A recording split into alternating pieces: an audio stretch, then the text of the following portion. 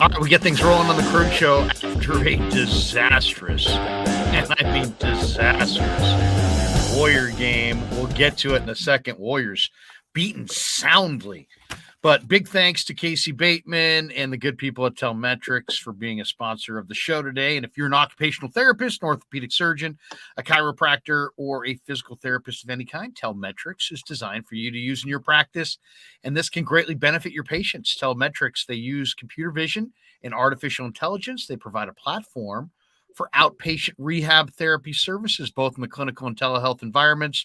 So using Telmetrics can improve your patient's experience and much more. So for more information, go to their website, telmetrics.co. That's TELMETRIX.co. And thanks to Casey Bateman for sponsoring the Krueg Show. All right, guys, this one, man, I mean, this thing was brutal. Warriors were a 12-point favorite. Phoenix comes out and takes a 5-point lead at the end of the first quarter, and then blitzed them in the second quarter, 28-19, added on in the third, winning the third quarter 39-34. Warriors did make a little bit of a comeback, winning the fourth 34-27, but 125-113. Very frustrating night for Golden State, especially when you think there's no Landry Shamet. There's no DeAndre Ayton. There's no Chris Paul. There's no Devin Booker. Phoenix was not playing particularly well. The Warriors had struggled the last couple of games, so they were looking for a little bounce back. And they had Curry and Wiggins both in the lineup, and still they got dominated. So, guys, let's go around the room. I don't know who wants to go first, but give me your takeaway on this one. Rye, you're up in the top box. Why don't we start with you? What's your takeaway? I mean, the Warriors favored by 12 and, lose by 12. I mean, that's not good. It just feels like if they're not super focused on defense and they're not like really ramping up the defensive pressure, it's really has been 2 games in a row now versus pretty crappy teams where it just seems like every time they take a step forward on offense, they immediately take a step back, letting up a layup or whatever. Curry, obviously. Okay. Good news is that at the end of the game, Curry got it going. He got cooking a little bit, but he was looking a little shit. I mean, I was talking to Dan and I was like, oh my God, Dan, the current live prop for Curry is over under 16.5 points plus assists. And so I was like, obviously I'm going to smash that. And it really wasn't, it was really in doubt until the end of the game. I don't know. I mean, I want to say it's just another game, but I mean, come on now. That's 3 losses in a row to Phoenix, and you let Damian Lee kind of sun you on his ring night. Danny, what'd you think? I mean, with Steph coming back, I was tempted to bet the Warriors tonight because I'm like, you know what? Steph coming back, they've had a couple of rough losses. There'll be a lot of energy. Phoenix is shorthanded. And then I just didn't, I don't know. I just didn't feel, I don't know. I didn't get a real strong vibe either way in this one. And I stayed away. What was your takeaway? I mean, they got Steph back and yet, yeah. How do you explain how they played? I think there was just an overall kind of like expected to win with Steph back and Phoenix down, all those guys out. It was kind of like, oh, we'll just come out here, show up, and we'll play our game. And Phoenix isn't gonna. And Phoenix came out and was aggressive and started hitting threes. And as Rye said, they were open threes, so the defense. There was no defensive intensity at all until the last 6 minutes of the game.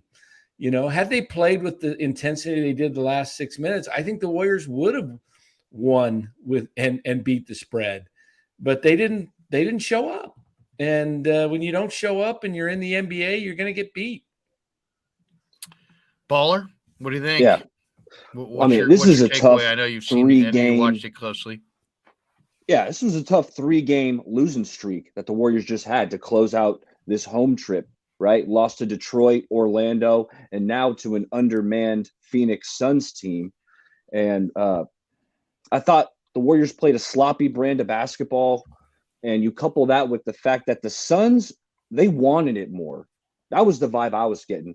These Suns players wanted to make a name for themselves, right? We know a lineage of players were out for the Suns. So you had Dario Saric, who had been completely out of the rotation, used to be somewhat of a hot commodity in the NBA. He had a revival. He looked good tonight. Dwayne Washington, I didn't know much about him coming in tonight. Now I know Dwayne Washington's a shot maker. So some of these guys on Phoenix, Mikal Bridges wanted to show, hey, I can carry a load.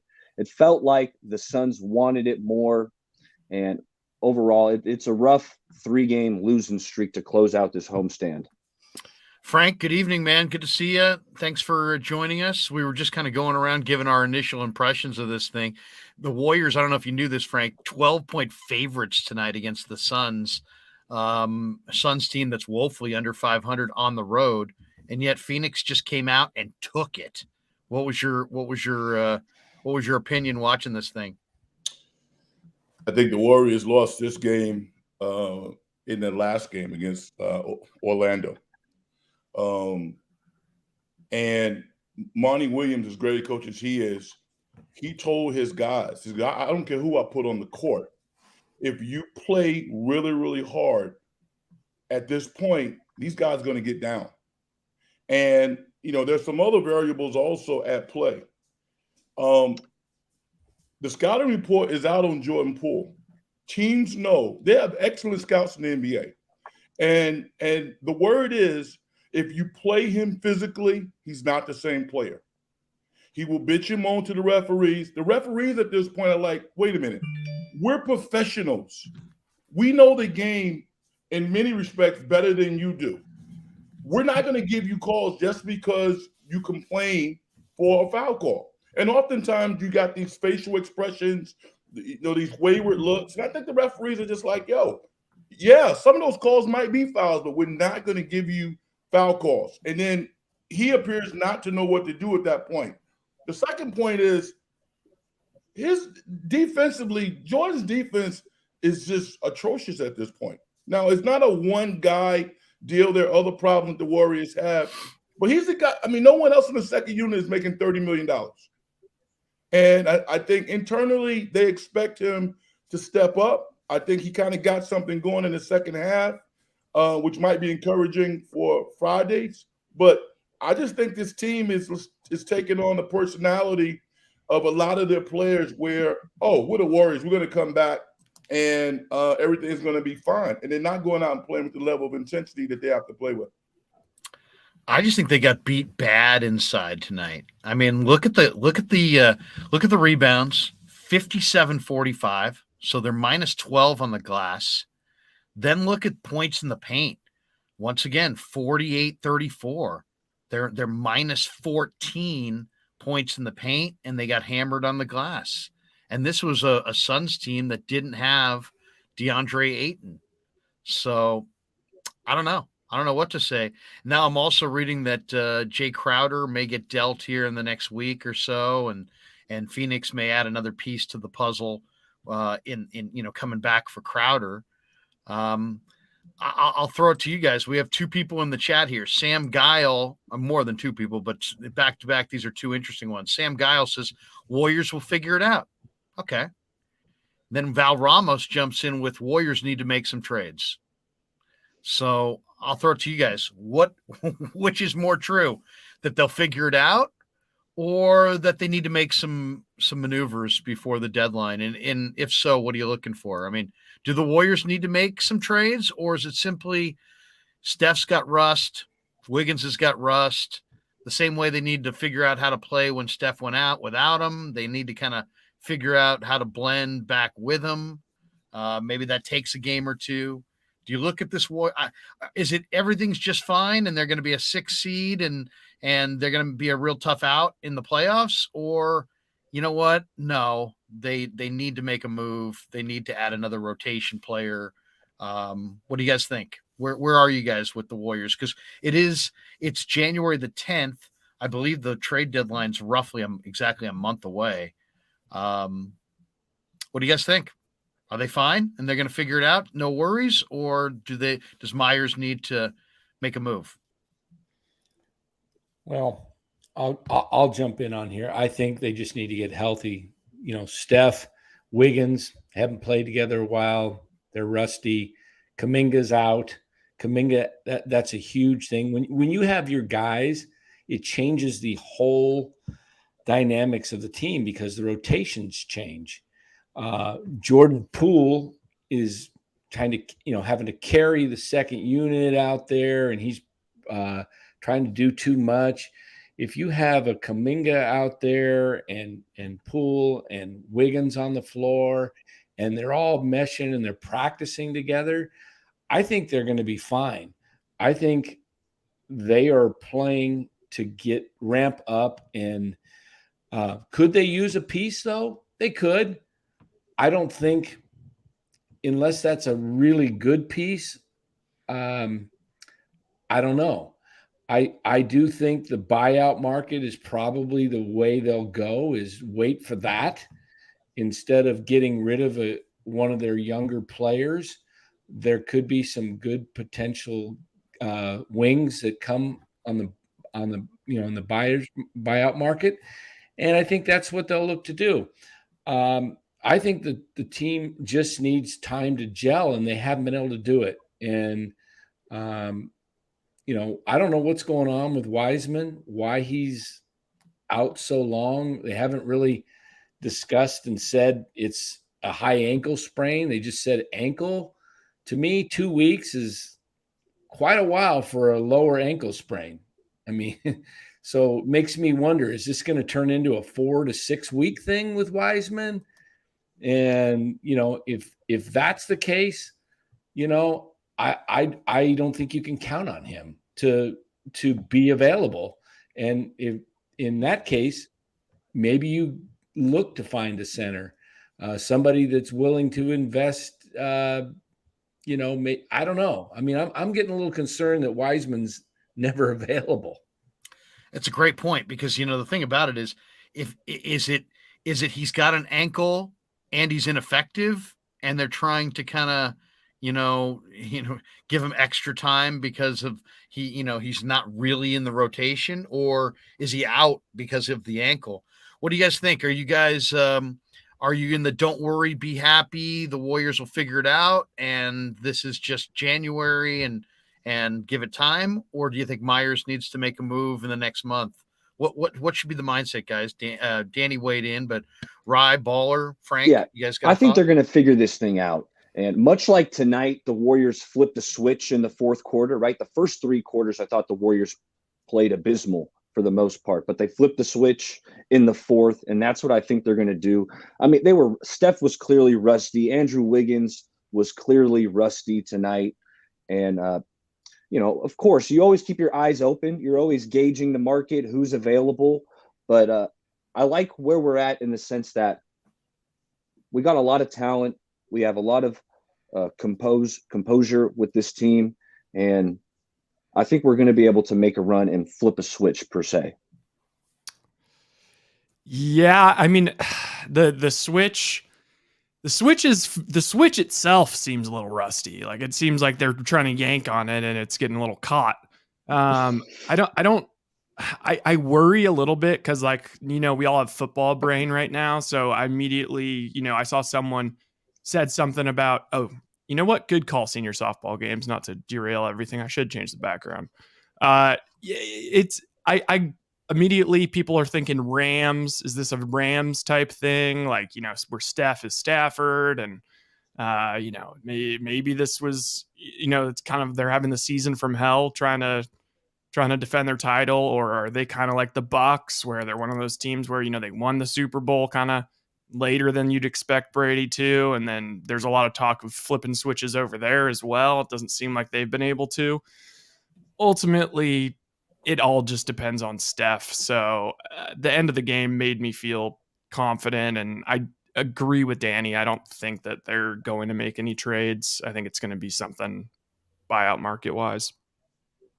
Yeah, I think internally, they have everything they need to win a championship. When I look at the Warriors, I don't look at one-game tournaments. It's not the NC2A. So when I look at, from a series standpoint, who can beat the Warriors in a series, I think there's some teams that can challenge them, but I think that they can beat all of the teams in the Western Conference in a series. But I do think that they have some challenges internally.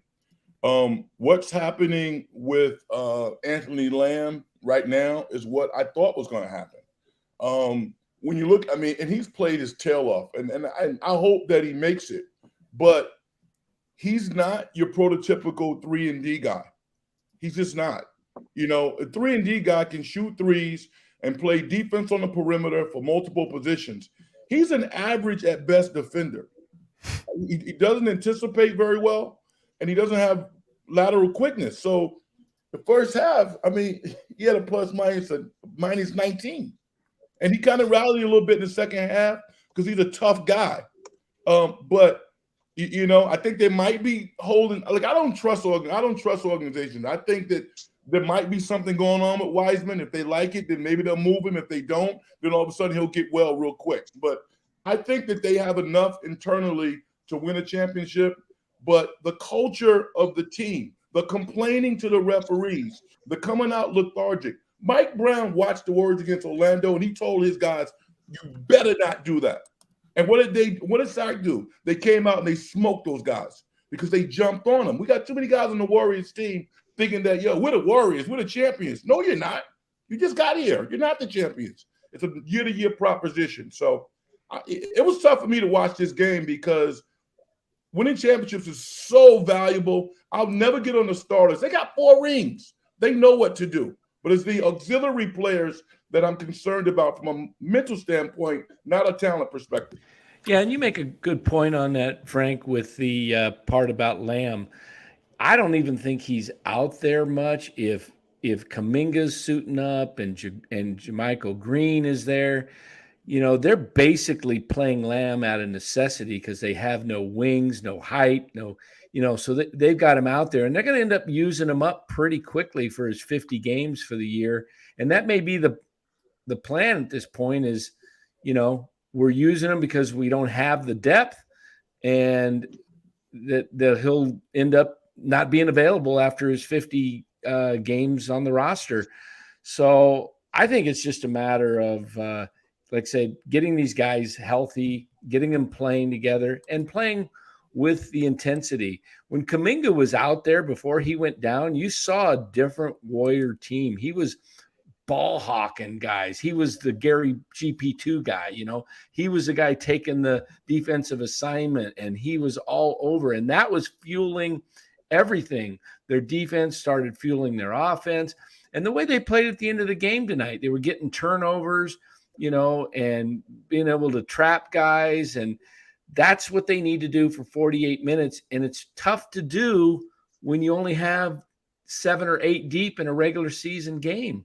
If you're going to play like that, you need to go 10, you know, and they don't have it. I don't understand why Patrick Baldwin wasn't out there tonight, because they needed a guy that can knock down threes and a guy that could get down there and bang on the boards. They were getting – Phoenix had how many second chance points late in the game? It was ridiculous. Oh, that one sequence was downright embarrassing.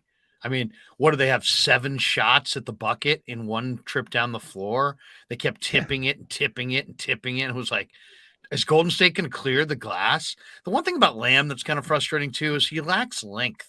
So he's not only does he lack quickness, he lacks long arms. So it's like he's not defending bigger guys, despite the fact that he's, you know, kind of a smaller guy. He doesn't, you know, Green's got the great length, so he can defend bigger guys despite being 6'7", 6'8". You know, Lamb's got relatively short arms, so he doesn't benefit. Brian says Krug thinks his team's going to the finals. I kind of do. I mean, even though they didn't look good tonight, if you said to me, I can have one team out of the West to go to the finals, I'm taking Golden State. I really am. Not that I'm so impressed, but I just think it's going to be very difficult for any of these teams out West to beat them that 4th time. Ryan Fitzgerald says Poole is a spaz.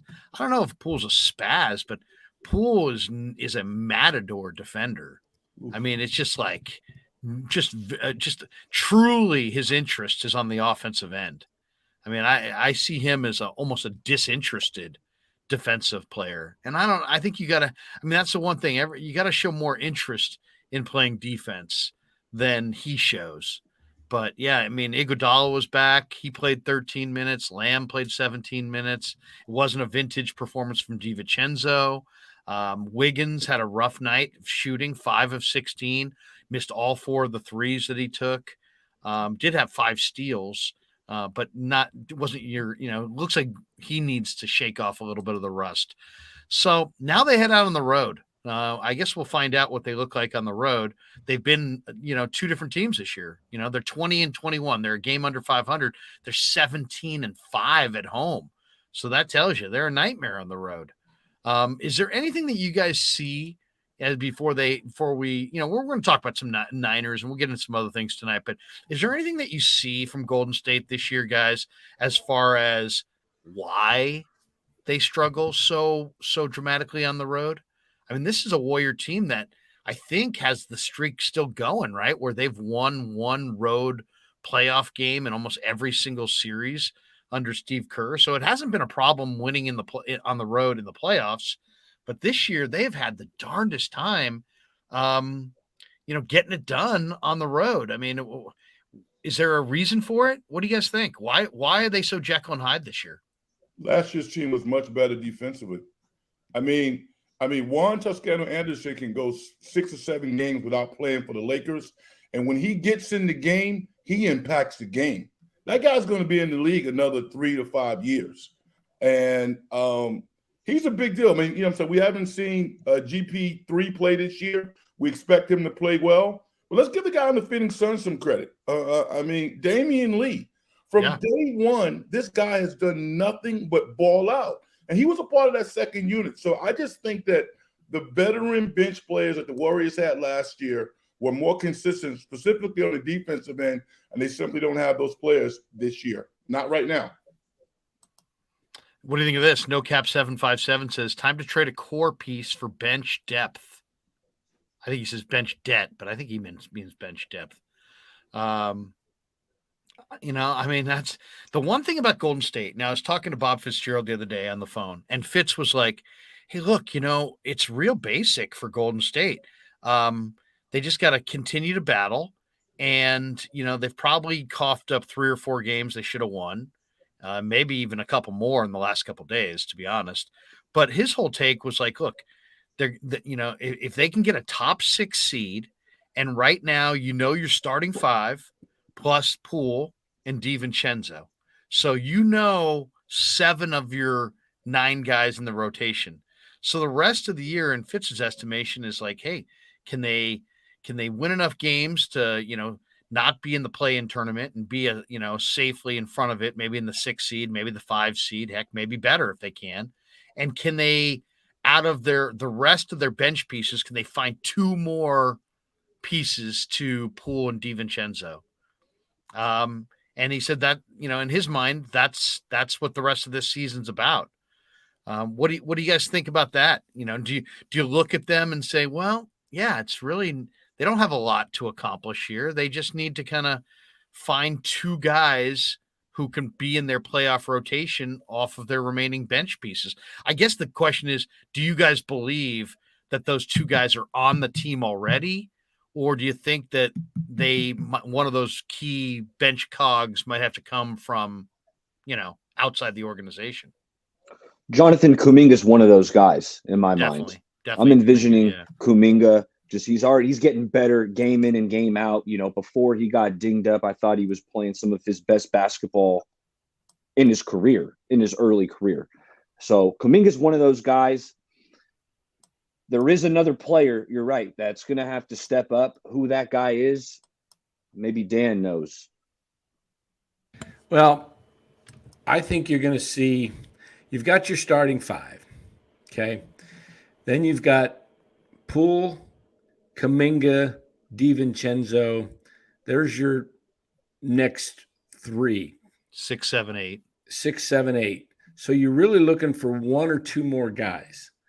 And I think it could be a combination some nights, depending on the matchups. It could be Jermichael Green at times. It could be Moody at times. It could be even a Baldwin.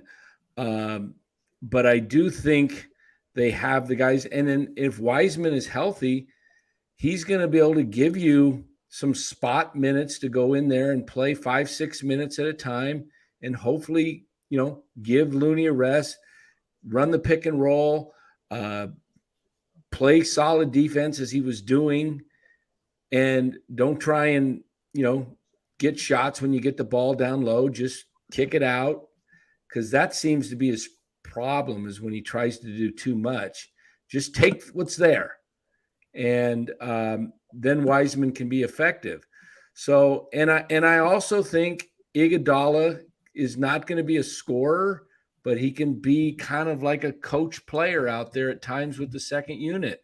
So I think they have it. I just think they need to get everybody together and practicing together, because when you're practicing, as Frank knows as a coach, when you got your guys out there, there's a lot of gelling going on in practice and chemistry that takes place.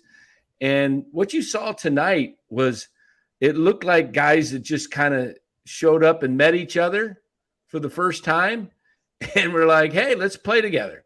They look like a pickup basketball team out there tonight. They were so out of sync, but they're not practicing. None of these guys are gelling together. Once they get that down, and it really takes a good week or two, and then once you get that, they're going to be fine. I really believe that. And I just think they're you've got enough veterans. You got DiVincenzo, Iguodala, and Jermichael Green. And Kuminga, even though he's his second year, he plays a little bit wiser than the second year guy. He's got basketball intelligence. He's figured out what's going to keep him on the court before he got hurt. So I think they're fine. I really do. I want to add that it sounds like a few of us on the panel are down on Anthony Lamb. He had a bad game tonight. He was not good tonight. But more often than not, I feel like he makes winning plays. He's shooting 39% from three, so he's been stretching it. And more often than not, he's in the right place on defense. He doesn't have the length, as you guys spoke to. But I think Anthony Lamb has earned himself some minutes. He's not playing 20, 25 minutes a night, but I think he's earned some minutes. He's not a bad player. He just has some flaws. Nick J says after 10 games, it's early, no worries, 20 games, plenty of season left. 30 games in, they can be a top 4 seed. Now 41 games in, it's time to wake up, Warriors. Nick, I think it's kind of well said there. Robert Boyd says, here's $5. Michael Jordan's Bulls, Kobe's Lakers never had a championship hangover. I know it was different eras, though. That's not true, is it? I don't know if that's true either. Didn't Shaq one of those years wait until having surgery on the toe for instead of having it in the summer, didn't he have it opening night? So then he wound up missing half the year. Yeah. I'll tell you, these guys have been there so often. I mean, how many years has it been since the Warriors? They made the championship run, their first one in 15, but they were in the playoffs for what prior to that? 3 years, 12, 13, 14, something like that. So then they go on this championship kind of era, and then they get hurt and they're out for 2 years. These guys know exactly what it takes and what kind of effort. If you look at the standings right now, they're halfway through the year. They're 20-21. They're 7.5 out of first. They're not worried about the first seed, but they're only 2 games out of the 5th seed. They're only 1 game in front of the Lakers. Yeah, they're not going to worry about all that stuff. They're 2 games in front of – they know what they can – 2 games after 41. You don't think they can make up 3-4 games in 41 games with this grouped together? These other teams have never done it. They're going to fall apart too. This isn't like, these other teams are going to start pulling away. I don't see that. I see these guys just bunched together, and at some point, the Warriors will win 8 in a row. And all of a sudden, it's like, oh, the Warriors are now the 4th or 5th seed by 2 or 3 games. Let me Vicky be clear. Vicky Pellich donates $1.99 and says the Warriors lack defensive intensity. What do you guys think about that? Totally. I kind of feel like that's true. I mean, Baller kind of said it. He said, like, hey, they look pretty good in the 4th. They didn't pick up the defensive intensity until the 4th. That's what I saw. Yeah. And I mean, it's just 2 games in a row now. I think that, that thing Steph said before early in the year, he was bringing up the fact that, winning is, becomes a habit, and these things become a habit. And, that's why you want to be playing good defense early in the year. I totally agree with Frank. Like, it felt like a hangover of the Magic game. Like, it's almost like they didn't do anything to address any of that stuff. I don't know. I mean, who else in the West, like, at this point, are you saying like if you could give 3 teams that you're most scared of, like, who would they be for you guys? Denver, Memphis. Yeah, probably Denver, Memphis, and maybe Clippers. Yeah. Those 3, yeah. Let me say this. I want Anthony Lamb to be successful and to have an NBA career because he's an underdog, which is why I want him to succeed. But I think that if he's going to make it, it's going to be because he's a grinder, right? Because he's a guy who's taking charges. He's diving on the floor. He took a charge tonight. Yeah, well, I mean, that's one play. I mean, what about number 20 on Phoenix, the big guy? He had 16, 17 points. Like 2 or 3 times, he was just late on the closeout because his shoulders wasn't square. I mean, I'm watching the game from a perspective because I want this guy to be successful. I don't want to spend all my time on him. But what I want to convey is I want him to win. The Warriors are looking at this from a business perspective. If he wants to be on this team, he got to go out there and make plays because it's not an emotional deal. It's a bottom line business, and somebody's not going to make it. And if he wants to make it, he's going to have to go out there and have a positive impact on winning, not necessarily points or whatever other stats. It's about winning. That's what it's about. Lee Hammer says they need Jackie Moon. Thank you, Lee. Thank you, Lee. It's probably not the real Lee Hammer. Robert Boyd, who was better, Scottie Pippen or Klay Thompson? Wow. What do you guys think? I mean, Scottie was an awesome defender, but Klay Thompson was a two-way player, or is a two-way player. I'd lean towards Klay, just because I think Clay's outside shot and his defensive ability trumps Scottie's crazy length and his defensive ability. They both played with incredible backcourt mates, that's for sure. I would lean towards Klay slightly. Where are you guys on the Pippen, Klay Thompson? I mean, I would imagine that's Scottie Senior, right? Not the young kid with the Lakers, who's not bad, by the way. But how would you compare Klay and Scottie? From everything I've heard, I mean, I never saw Scottie. From everything I've kind of heard, I was under the impression that Scottie would be kind of a no-brainer guy. Like, he's like a top 50 all-time guy, right? Like, off the top of my head, I feel like people usually rank him like 40 or so. I don't know if Clay's like quite there yet, but I mean, on the Warriors, that I'd is rather interesting Klay. because there was a time when Scottie may have been one of the 2 or 3 best players in the NBA, and I don't know that Clay's ever. Well, I do know. I don't feel like Clay's ever been a top 3 player in the NBA. So when I think of it that way, I think maybe Scottie was better. But then I think skill set, and I'm like, I think Clay's skill set was a little bit more varied. I don't know. That's a tough one. Maybe I'm a homer on this one. I'd rather Klay on the Warriors. I think they win more titles with Klay than Pippen. But yeah, it's for Frank. You saw a lot of Pippen. What do you think? I think it's errors. There's no way I'm going to pick Klay over Scottie in the 90s. But in this era, the way the game has changed a little bit, more free-flowing, more offensive attempts, then I'll give Klay the the tip, because he's been exceptional during his era of basketball, but there's no way that I would pick Clay over Scottie in the 90s. Scottie Pippen is basically Draymond Green with significantly better offense. More athletic. Not quite the passer. No, not the passer, but he was an above-average playmaker. He was a phenomenal rebounder for his position. As good as GP3 was on-ball defense, Scottie was better. So it's a great question because they're great players for their various eras. I'll take Clay in this era, but in the 90s, in the 2000s, I'll pick Scottie Pippen. Yeah, it's tough. I'm leaning Clay. Yeah, what do you think? Yeah, I'm leaning Clay. Scottie was big time on the defensive end, from what I've known in the highlights I've seen.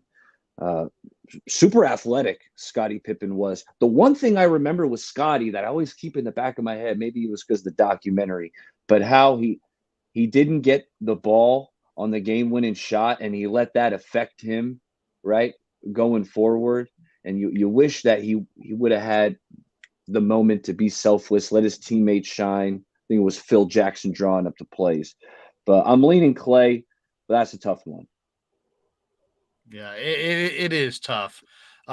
Somebody in here had an idea that I thought was interesting, and I'm seeing if I can find it. It was somebody said, hey, you know what? The Warriors ought to try to trade for Lauri Markkanen. That's an interesting name because, do the Warriors need a low post center, or would they rather have a big like a Markkanen who draws the defense away from the bucket? I was just looking at his salary. He played, obviously Markkanen's having a pretty good year for Utah. He played at Arizona, so that probably would be a popular addition for Kerr. But he makes $16.4 million. So you gotta have roughly $15 million going back to make that.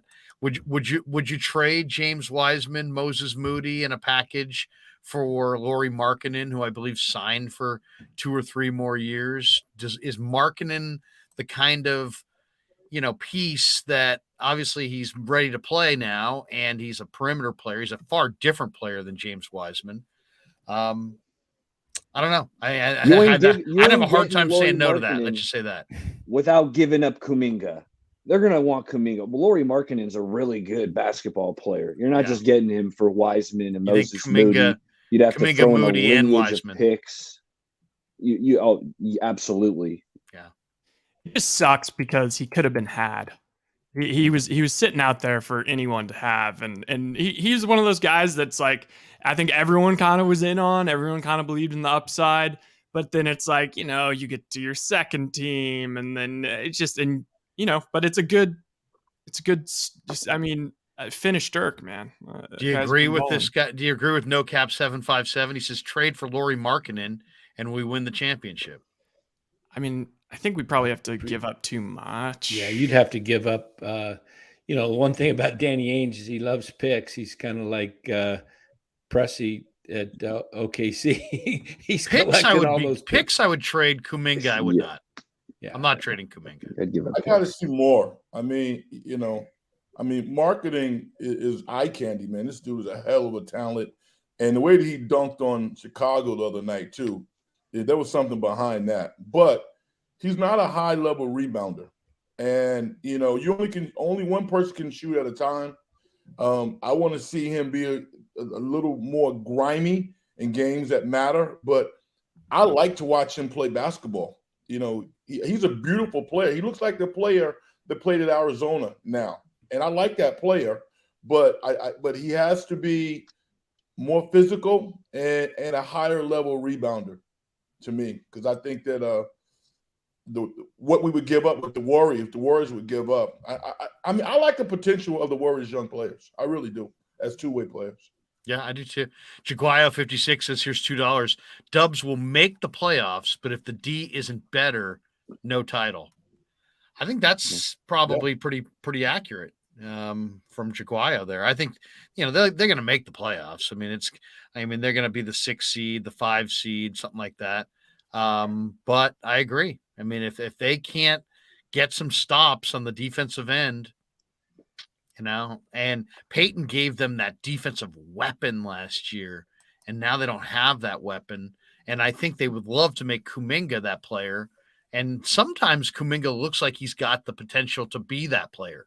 But then, then he's out and he's not quite as consistent and he drifts a little bit, and game to game, it's like he seems like he has different motivations in different games. So it's a difficult thing to handle, or handicap. But I would say that one more really good defender would be nice. Robert Boyd says, here's $5. Laurie was drafted by the Bulls. Yes, he was. Laurie Markkinen. Yeah, I mean, he's kind of a stiff, but he's very, as far as he doesn't have tons of fluidity, but he's got handle, and he's got a post game, or he's got an outside shot game. He doesn't have much of a post game, but he's got a deep three. He's strong.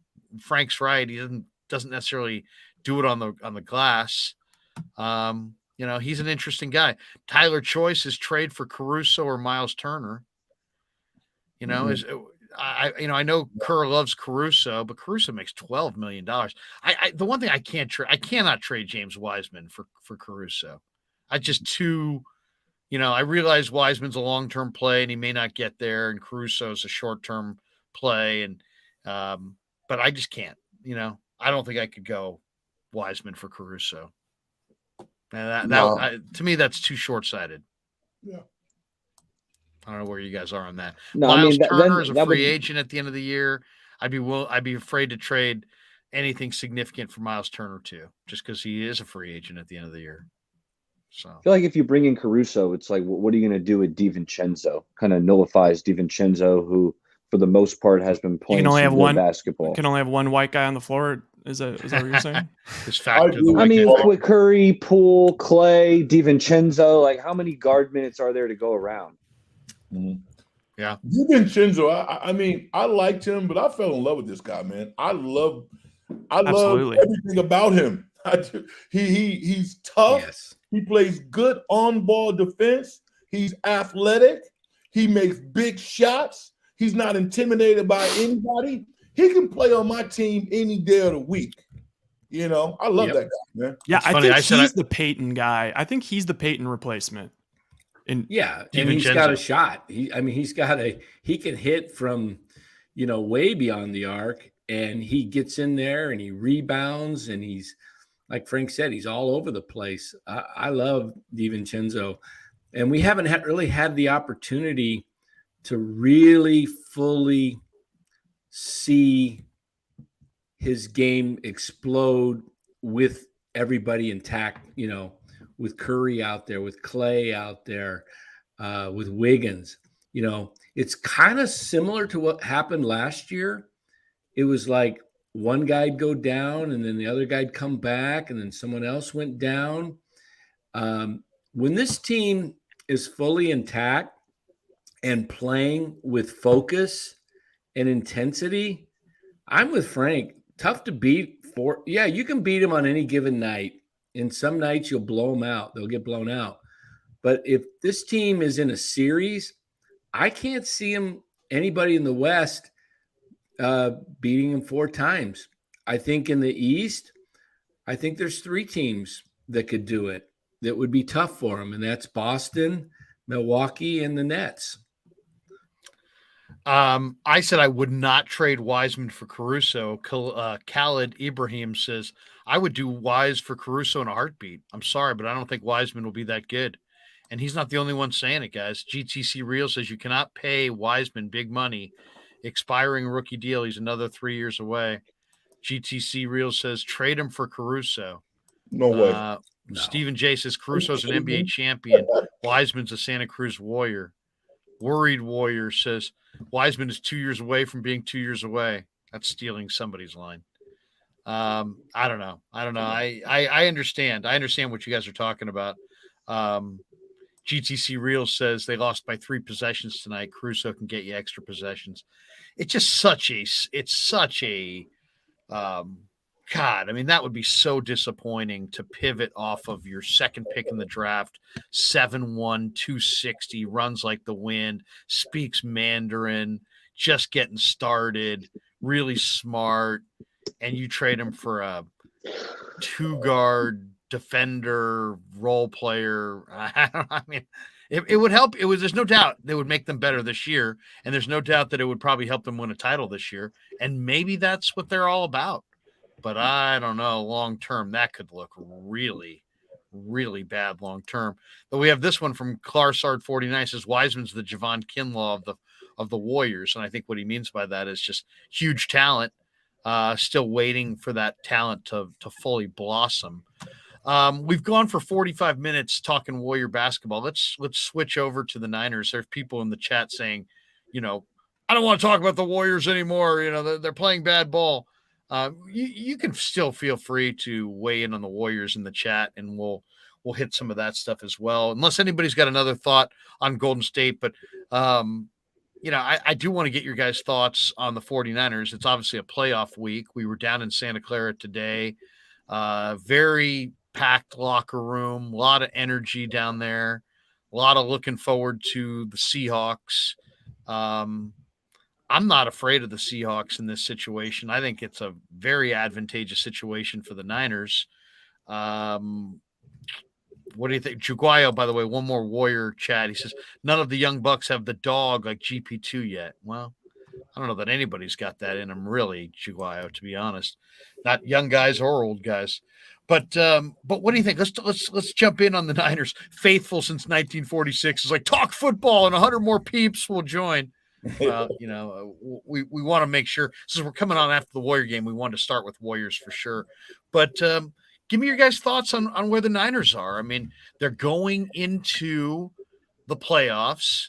They have a third string quarterback. They have a lot of confidence. They have a highly rated defense. The first round is against Seattle. What do you guys see? What do you guys envision? Is this going to be a long run? Is it going to be a Super Bowl run? Are they going to struggle at all with Seattle? I heard somebody paint a scenario today on the radio where they're like, okay, Seattle takes the opening kickoff, goes down and scores a touchdown against the Niners. And then Brock Purdy's first pass is tipped up into the air, intercepted by Tariq Woolen, and he takes it back for a pick six. And the Niners are in a 14-0 hole. Then what? And I'm thinking to myself, even if that nightmare beginning happens, I still like the Niners, even if they're in a 14-0 hole against Seattle. Now, if it gets worse than that, okay, well, now we got to reassess. But if they fall into a 14-0 hole in the first quarter, I still like the Niners to beat Seattle. Give me your guys' breakdown on Niners Hawks coming up Saturday. Well, I'll say rain levels the playing field. And the forecast, absolutely. I mean, week one, clearly the 49ers were the better, more talented football team. The Bears picking one, or did the Texans? Yeah, anyway, the Bears pick one. The Bears are picking one, and they beat the 49ers week, but it was a torrential downpour, as we're all aware. And it's going to be raining Saturday. All right, I'm no meteorologist, but it's going to be raining. And it sounds like it might be coming down pretty good, but we'll see. Things can change. And that being said, you think that's an equalizer? Because I kind of view the rain, guys, as a favorable deal with the Niners. Why? Because the Niners have a bunch of backs. I mean, they got McCaffrey, Mitchell, Mason. You've got Mason, you've got TDP. Heck, they got Tevin Coleman if they want. Ray told us today in the locker room that he came up as a running back and feels really, really comfortable running the ball. You got Debo as well. And I think, you look at Seattle. Seattle's given up, 5 yards a carry. I mean, they're really struggling against the run. I think it makes it more of a run game, but I think the run game makes it more of a Niner, more favorable towards the 49ers. Though Kenneth Walker can run as well. So Kenneth Walker's supremely talented. I mean, that was my favorite back coming out of the draft last season. Kenneth Walker. I know the 49ers got the best run defense in the NFL, but Walker's a guy where you give him a crease, he can take it, bust a long one. The 49ers are the better football team. They should win this game. Just one concern that I'm thinking of, I know Geno Smith has a phenomenal completion percentage. I believe it's the top completion percentage in the NFL. Usually that leads to him kind of dinking and dunking, which he does a lot of that. But I expect the Seahawks to test Diamador Lenore, who teams have been kind of taking advantage of the last few weeks, throwing the deep ball his way. And so we need the DBs to limit the big plays and avoid pass interference. I was at that Colts game, which was in the rain a couple years ago. It was pouring. I was soaked. And what did Carson Wentz do? He was just launching balls 50 yards downfield to Michael Pittman, drawing all these pass interferences. So that's just something that to keep an eye on. Well, I think it's a great point. I mean, you know that Pete Carroll has about 4, 5, 6 go plays for Metcalf. And if they catch the 49ers in the defense when they're playing man, either a PI or Metcalf can catch those balls. I think that's something that the 49ers schematically have to be concerned about.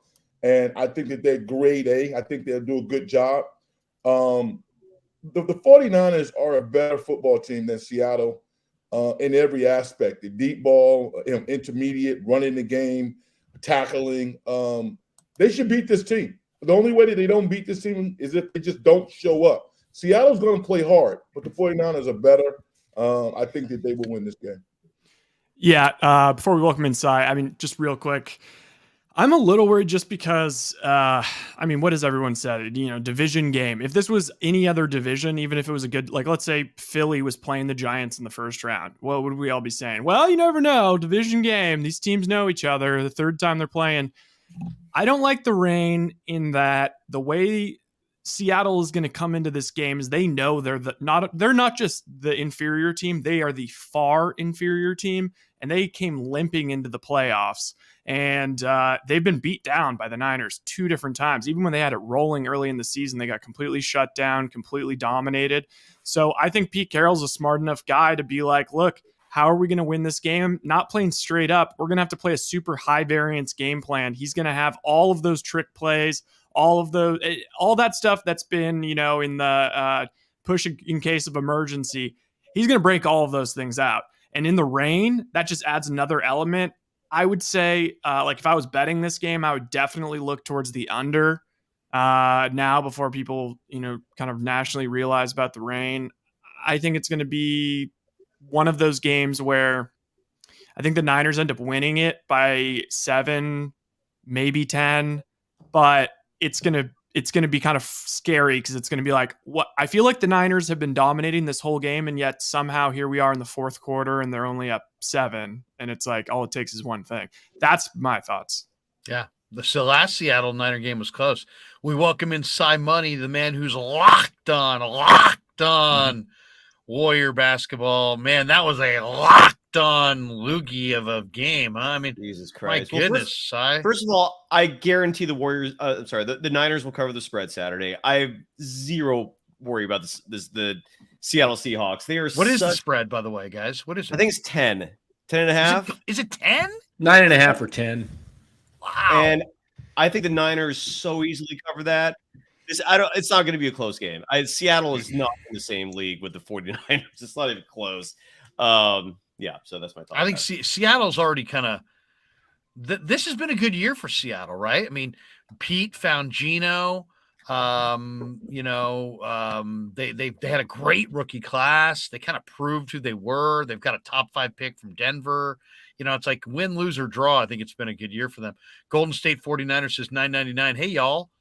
I don't use y'all enough. I got to start using y'all. Hey, y'all, just got on, but I'm definitely thankful for this one. Just got dumped after a 4-year relationship.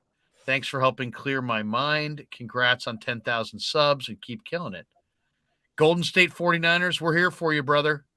We're here for you. We won't walk out on you. G-Code Travels Vlog POV, which just rolls off the tongue, says, who do the 49ers prefer to play in the second round? Minnesota, Dallas, or Tampa Bay? Ooh, that's Minnesota. A good question. Minnesota. I say Minnesota. We go around the room on that one. Go ahead. Tampa. Who do you guys like? Minnesota, Dallas, Tampa Bay. Who do you want? Round 2. Give me Tommy. Give me Tommy I'm with Brady Rye. round 2. I like Tampa. I say give me Tampa. Tampa Bay. I'm going to say Minnesota only because if it's Tampa, that means they beat the Cowboys a week earlier. They got momentum. I just don't like the idea of facing Tom Brady in the playoffs. So I'm going to go with Minnesota, but I can understand the Tampa pick. Okay, too. so vote. Yeah, Frank give me says Tampa. Tampa. I say Give me Tampa. Tampa. Baller Yeah. says Tampa. Yeah. Cy saying Minnesota. Danny? Yeah. Tampa, then Minnesota. Okay, so I- we're leaning Tampa. Is that because the Niners beat Tampa, guys? You think Yeah, it's that's because Tampa can't. They Brady's not mobile, and they put the pass rush on them, and they can't score. Their offense, their offense was horrible the last half of the season. That I Brady saw. throws a ton of quick game. That Tampa Bay offense is just a ton of quick stuff. And the 49ers, these guys rally the football. We got the best linebacker core in the NFL. Our DBs, Charvarius Ward has been playing great coverage, but it's like this dude will hit a running back. He'll hit a receiver. Charvarius Ward is extremely physical. Yeah, speaking of Ward and Diamador Lenore. Speaking of Ward, I would shadow Metcalf Saturday wherever Metcalf goes because They will. if you put him on Lenore, They did he some can of just that. throw it up in the air and either create pass interference or get the 50-50 ball. But with Ward, it's going to be a lot tougher. And Lockett's back.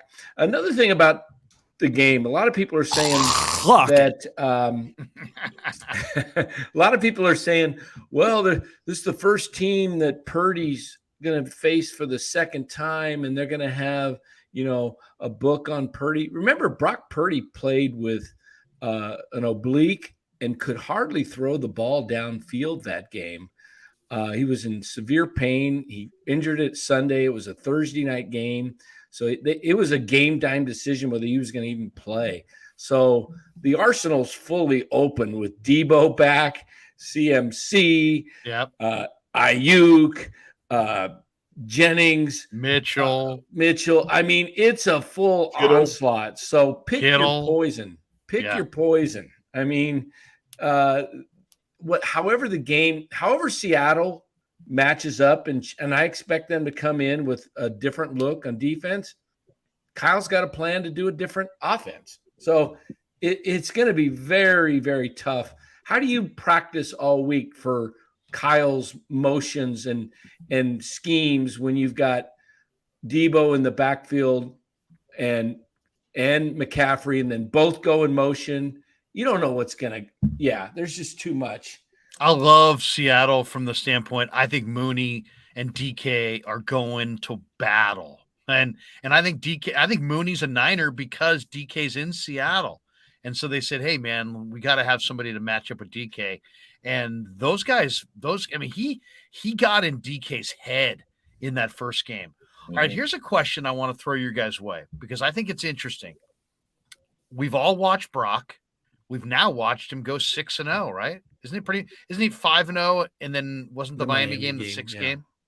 Yeah, so technically, correct. I don't know about you guys. I give him 6-0. I know that technically he's 5-0. But you guys have watched him, and we all know that Pete Carroll is a defensive mastermind. And we know that they're going to be desperate, right? So what do you think? Like, people say, well, it's now teams will adjust to Purdy. Okay, that's fair enough. You've now seen him. You've seen his good, his bad. You've seen his game and what he likes to do. What is your best guess on what wrinkle will bother Brock? Like, what would you do if you were a defensive coordinator and you can devise any scheme you want, any plan you want, any game plan at all to try to slow down Brock Purdy based on what you've seen him do thus far? What would you try to do to him? Bumps. I feel like I would just for his one weakness, if there is one, is the deep ball. We don't see it much. There was that one Brandon Ayuk touchdown pass where I felt like he gave it his all, and Ayuk just sat there and waited for the ball to fall into his lap, and then he scored the touchdown that was early on. So I don't know if it will work. I don't think it will work, but if you have to make a guess, I'd play bumps, man. I would prevent any short yardage situation, force him to throw deep, even if it means those receivers are burning your corners. I don't see When any you other say way. bumps, you're saying you bump and run coverage. Correct. Yeah. So you'd man up. You play Exactly. Man up, but I wouldn't give him space though. Like, I mean, when you're man. covering Hug these up on receivers- everybody. Take away the yeah, short exactly. stuff. And McCaffrey, you got to bring your linebackers up close to you because Purdy and that whole team is just thriving off these crazy schematics where whether it's a creative play or something you technically call a run, whatever it is, it's all happening short yardage. So if I'm a defense, that's what I'm trying to take out, and I'm forcing Purdy to beat me with deep balls that I don't know if he can do. I don't know. I thought you were talking about Chris Kosaric. I expect to see the 49ers come out and just pound, and then throw in a couple of jet sweeps. And as they pound and those linebackers bite, look for some quick passes over the middle to Ayuk and Debo and some Rack and Kittle. I mean, if the running game is on, it's over. If the running game is on, they don't have a chance because now they're going to have to put 7-8 in the box, and Kyle will just pick them apart with the quick passes, and he may even, if they got to go in that, there may be some one-on-one and some quick go routes where Ray, or Ayuk, maybe even a Danny Gray, where it's a quick 3-step drop and throw. And like I say, the only way I can see the Niners being in a tough game and losing is if the weather is bad and there's turnovers in the wrong part of the field. Because if they turn it over deep in Seattle territory, I don't think Seattle's going to be able to move the ball that much and score. Seattle, only way I think they can get a chance is if they get a tip, they get a TD, or the Niners have a fumble, at the 20-yard line, their own 20, and Seattle, racks up some points that way. I just don't see them being able to, especially if the weather's bad. I can't see Seattle driving down the field. Dan, you hit on something because, to me, if Seattle has a game plan, it's when the Giants came and hit 20-some odd years ago and just kind of eked out a win off of a Roger Craig fumble. Right. Some type of Tampa 2 type defense where, Seattle is renowned, particularly Pete Carroll, for tackling what's in front of you. And, they're not going to stop the Niners, but, why would they be faking going for Brock Purdy's play action? You're not going to go for that. Assume he's going to pass the ball to the running back and tackle him. Or if the tight end catches the ball, tackle him. Very little to no man-to-man defense. I'll just play like a Tampa 2 and just methodically let the Niners work the ball up and down the field. Turnovers, if they play a role in this game, it really evens the matchup to a certain degree. This is all pie in the sky type stuff. They're not as good as the 49ers, but they have to have a game plan. I think keeping everything in front of them will be what Pete Carroll will do. I like that idea. This is an interesting one too. Sorry, Bar. Nick J says, I think Carroll's going to try to have his defensive ends contain so Purdy can't roll out. They want to keep him contained. I think Mike, based on what I've seen, he likes to sneak out the back door. So I would tell my defensive ends, shoot up the field. Don't worry about pinning into the quarterback. Just shoot up the field, and then I would blitz him up the A gap with a linebacker and force him to pivot to his right or left, hopefully right into the arms of my defensive end. If I'm Pete Carroll and I'm Seattle, I'm looking at it from their perspective. I would try, but that's high stakes poker, right? Because all Brock's got to do is, find that blitzer and throw right in behind him down the middle, and the middle could be wide open and you could give up 6 that way. But if I'm Seattle, I'm not allowing long, methodical, ball controlling, debilitating defense on the field for eternity kind of drives from the Niners. I'd rather play fast and give up a quick score than have my offense sitting there, getting rusty, getting cold on the sidelines as Shanahan goes through one of his run heavy 10, 12 play drives. I think if I'm Seattle, I'm dialing up speed. I want it to happen now. You want to burn me? If you're going to burn me for a touchdown, you're going to burn me early for a touchdown. I'm going to play fast, play physical, and make you make a play. And if you do, I'll tip my cap. We'll go on. But if you don't, maybe I can come away with some big plays. Try to create that kind of chaos feel, and then a coordinated rush where you're blitzing the A gaps. He's trying to escape the back door, and he's falling into your defensive end. If Seattle's wise, I think they do that 3-4 times and see if they can get some hits on Purdy. I mean, that's the one thing about the Arizona game that was a little disappointing, guys. Is Arizona got 4 sacks and 6 hits on Purdy. That was more than the other teams got. So that was a little discouraging to see.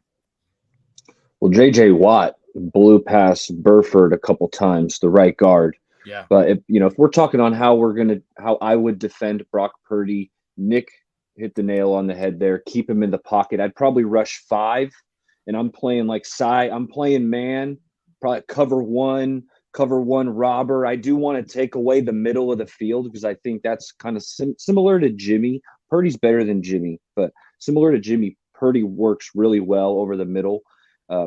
Let me know what you think of this. Brandon Ayuk, I put this tweet out. I feel like Brandon Ayuk runs the slant, the glance route, the post, whatever you want to call it, these in-breaking routes, as good as any wide receiver in the NFL. He's so good on these in-breaking routes. He's so sudden with his cuts, decisive, and I think that's where Purdy accelerates as well. So if I'm a defense, I'd look to take away the middle of the field and keep Purdy in the pocket. All good ideas. G-Code Travels Vlog POV. Which teams can beat the Eagles and prevent the Niners from going to Philly? How do you guys see the NFL playoff picture? Is there a team who? Okay, so I think the Niners have the best chance to beat Philly in the conference. I think there's two teams. Who else has a good chance? 2 teams that I think could beat the Phillies. Well, I think the question is so that the Niners could win and have the home field advantage for the NFC Championship. So my 2 teams that I think could give the Eagles a run would be the NFC East, the Cowboys and the Giants. The divisional opponents. Yes. I think because of their knowledge of Philly, you mean? Because of their knowledge and just the fact that that Cowboys beat them once. The other game was tough. It's smash mouth. I mean, they're tough. I mean, that's how you're going to have to beat Philadelphia is tough, physical football. And the Niners are probably the most toughest physical team in the league. I mean, the teams that played them 0-15 afterwards, they're beat up. I mean, the Niners beat you up. And so even if the Giants or the Cowboys play and lose, I think they'll be beating up on Philadelphia, which will be good that the Niners, even if they have to go to Philadelphia, I think Philadelphia will have had to play a tough smash mouth nose football game the week before, whereas the Niners have the ability to possibly get Minnesota, who's second in defense? Right. Dead last. Yeah. So, I mean, the Niners could, that's why getting the 2nd seed was good, because if they end up playing Minnesota, they're going to come in and Minnesota can be, you can smash them up pretty good. I'm a little worried, to be honest, Danny. I'm a little worried about Minnesota, just from the standpoint that, Kirk Cousins and I know Kirk Cousins has not won playoff games. That's going to change at some point. He's going to win a playoff game. The other thing is Justin Jefferson.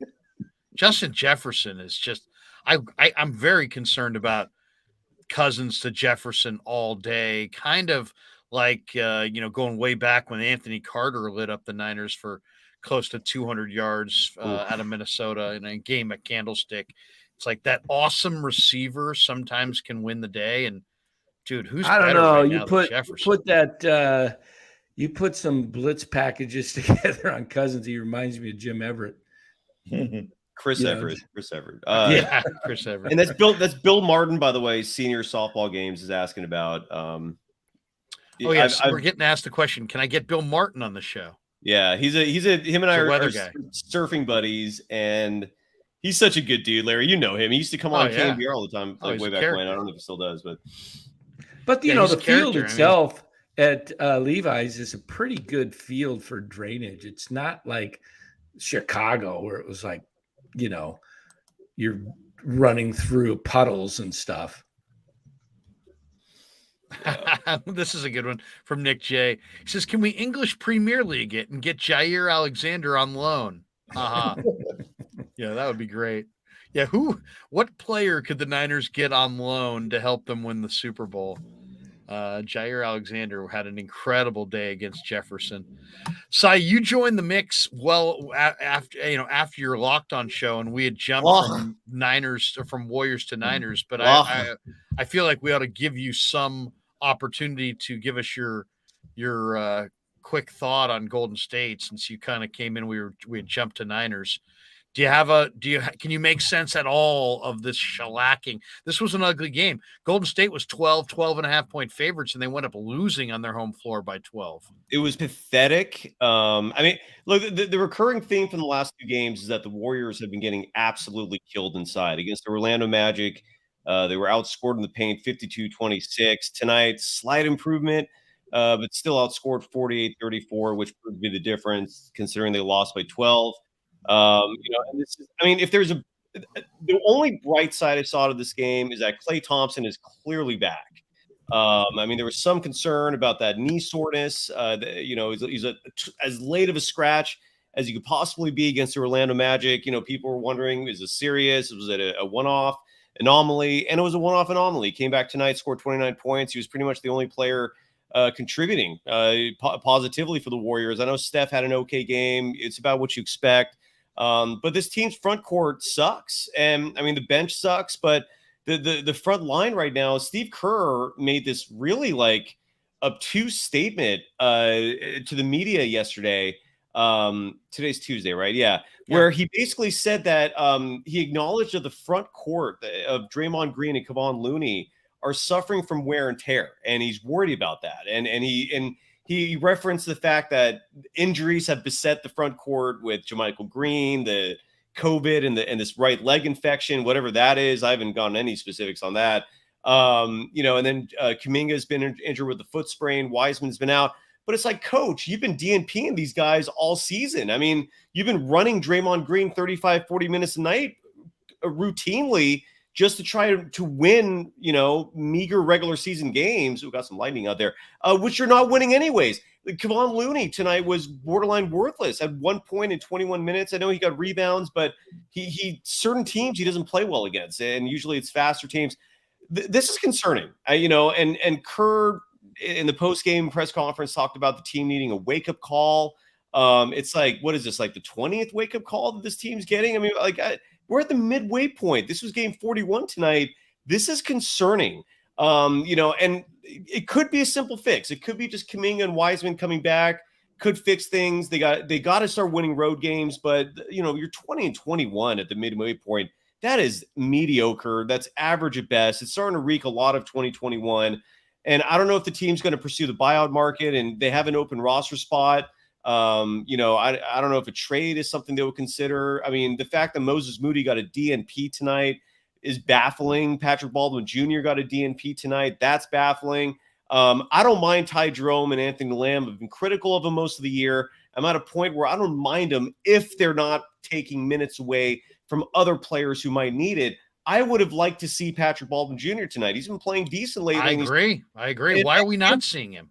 And what's going on with Moses Moody? Because every single time Kerr or any of his teammates talk about him, they say he's doing great in practice. He's a hard worker. They love him. And he gets rewarded with these DNPs that he has acknowledged himself, saying, quote, it stinks when he's in these situations. So it's clearly affecting his psyche.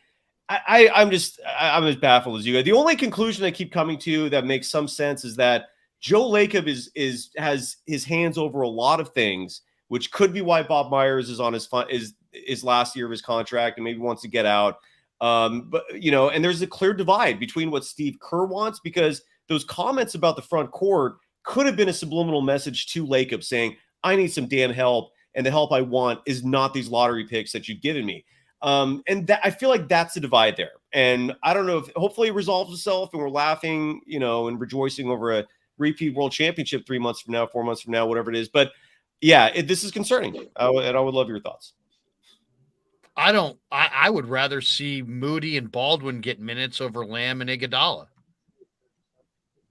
Yeah, Iguodala. I don't even know what the hell he's doing out there. I mean, I know they got to give him time, but is he really good? I mean, he looked good tonight. He had that one slam, but I don't. Is he really the difference? Red, what do you think, man? I would love your thoughts.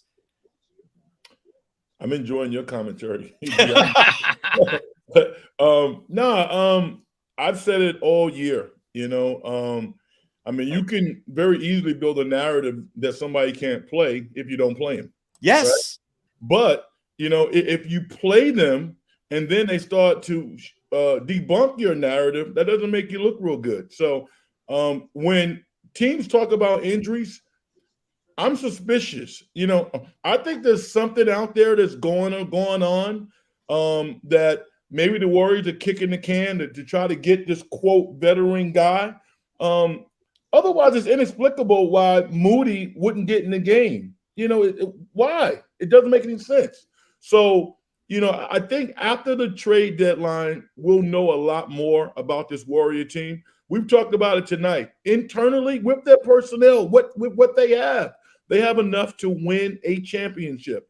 I just think that sometimes, coaches don't always get it right. They don't. And Kerr is, he can be stubborn, man. He's a brilliant guy, but he can be stubborn because he's an intellectual coach. When you make mental mistakes, you get on his bad side. And, I think they have enough, but there's a reason why you're getting out rebounded. You're not playing your big guys. Right. They have a size issue most nights. What do you think of this comment? This is an interesting one, I think. This is from NoCap757, who's had a couple interesting comments. And he says Lacob wants to trade a core piece, I think, and Bob Myers doesn't want to. I'm with Lacob. We need bench depth. Now he's suggesting trade Draymond and Wiseman for bench depth. They're not going to extend Green. His back is toast. So, and then of course the first comment is, hey man, you get rid of Green, GTC Reels jumps in with, you trade Draymond, you have no shot at a championship. I tend to agree with that depending on what's coming back. Yeah. Man, it's kind of a tough call. I mean, do you think there is a split between what Joe wants, what Steve wants, what Bob wants? Do you think they're not on the same page? What gives you credence? What gives that theory credence? Is there anything? Well, I think mostly the fact that could you logically explain getting rid of all 5 veterans and then having the remaining players on your roster, most of them not seeing any minutes? Like, it's the only explanation that makes sense. I can't think of anything else. It's I certainly think Joe should want the rookies because he's thinking about packing the arena down the road. But if you're really going to try to win one more title with Steph and Clay and Draymond, I don't know if you can have 6 guys on a roster under 22. You know what I'm saying? It's like that. You got you may have a couple guys who are past their prime. Do you want to have 6 guys who aren't quite entering their prime? I almost feel like, you're not going to be able to trade old guys, but you may be able to trade a young guy for more of a rotation piece. I threw out the other day to the guys, Moses Moody in a deal for Sadiq Bey, because I think Bey is ready to be a rotation player. And I think Bey would be, in a lot of ways, the rugged 3/4 and a little bit more, you have a little bit more assurance of what he is as a player night after night compared to what you may get from the younger guys. Well, I don't even know if you can make that trade. Let me ask you guys something. We all saw what happened with Chicago. Can we hear Donna Summer singing here this year with the Warriors? Is this the last dance? Dude, No. I thought I you were think going Draymond's Correa coming Gaynor back. on us. I will survive. Draymond's going to end up, in my opinion, Draymond's going to end up opting in to this last year of the deal. That's what I think is going to happen. I don't think a team's going to pay him more than whatever what is it? Cy might know, 26 mil or 30 mil. It's right around that range. 27. Yeah, it's like 27. But yeah. I mean, 27. if Myers doesn't come back and Myers. sign an extension, there's going to be different philosophy, and there's going to be change after this year. And if he does stay, there's still got to be some kind of change, don't you think? I mean, I think this is a pivotal year. It really is. Because there's a push and pull type mechanism happening with the Warriors. Generally speaking, when you get talented young players, you ultimately put them on the court. Mm-hmm. And you can talk about injuries all you want, but the lack of playing time for some of these young guys has been inconsistent. And part of their success as young players is the teaching. I mean, it can't always be on the student. It has to be on the coaches and the players. And change the scheme. A lot of people don't want to talk about it, but when the Warriors changed the series against Boston last year, they ran Mark Jackson's offense. Yep. It was a high pick and roll, from the top of the key, and Steph got off. So it doesn't have to be that complicated. Get the guys on the court playing with maximum intensity, and good things will happen. They lost the last 3 games because the opposing team played harder than they did. Not because they were more skilled or more schematically ready. They played harder. Yeah, exactly. And I think the Warriors, in that 5-game winning streak at home, they had to pull out some, last few minute mad comebacks. And I think the last one, was Atlanta. And then they ended up playing Orlando after. I think they were shot, And Detroit. Yeah. I mean, I made the comment when they started this homestand that if they played with focus and intensity, all the 10 games that they had in front of them were winnable games. And I still believe that. They were 5-0, and they lost the last 3, which were very winnable games, especially tonight's game with Phoenix having all their big guys depleted. Out. Yeah. And then they go on the road for they got the Spurs, the Wizards, and the Bulls. I think the first 3 on this trip. Those are winnable games. I don't think they're going to win against Boston or Cleveland back to back. I think they're going to lose both those games. And so they better put their energy and focus on those first 3. And if they win those first 3 and really focus, it's a successful road trip. And now you're playing with the house's money when you play Boston and Cleveland. Anything could happen. Maybe they, get hot and they're just not missing threes and they steal one of those. But I think winning those first 3, and it would fit the Warriors the way they've done things. They were 15-1 or something like that, and then 1-15 on the road, something like that. I can't remember but now they've lost. Now they've lost 3 in a row at home. So go win 3 in a row on the road.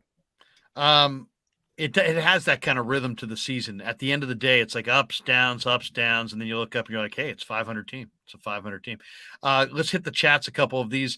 No Cap 757. Yeah, that's why Myers is not getting extended, because Joe Lacob is going to trade a core piece away. Watch and remember I said this, guys. GTC Reels says, I think this has to be looked at by the coaching staff. We need JP cutting more on give and goes. His hesitation in traffic is a bad habit, and it shows. I agree. I think there's some stagnant. The floor looks stagnant when he doesn't cut. Lee Hammer says, the Warriors need Alan Smiley, Geach. Thank you for that. Trey Underwood says, I've been saying this all year. Why can't we adjust the system to the young guys? It's easier for the vets to adjust. That is not the real Lee Hammer, right? By the way, right? There's no way that's the real Lee Hammer. That is not the real this Lee Hammer. fist will go through a computer. I'll figure out a way. I will. How about this one? What about this one, guys? Wait a second. Nick J. Curious to see the panel's reaction. Any chance they deal Jordan Poole in the summer? No. I don't think it's cap possible. Is I it? mean, I gotta say though, with Jordan Poole, when can we start having the discussion of like why like this guy got paid more than Andrew Wiggins? This guy got He got broken off, man. paid, 35 and million you a year. can't tell us that it doesn't have anything to do with Draymond, socking him in the face and trying to. I mean, it's not looking great right now. He's shooting 30% from three, and he played a lot of games as a starter. So like he has, I mean, it's almost halfway through the year, 30% from three. That's can't have that. I think Poole just needs to kind of slow it down a little bit.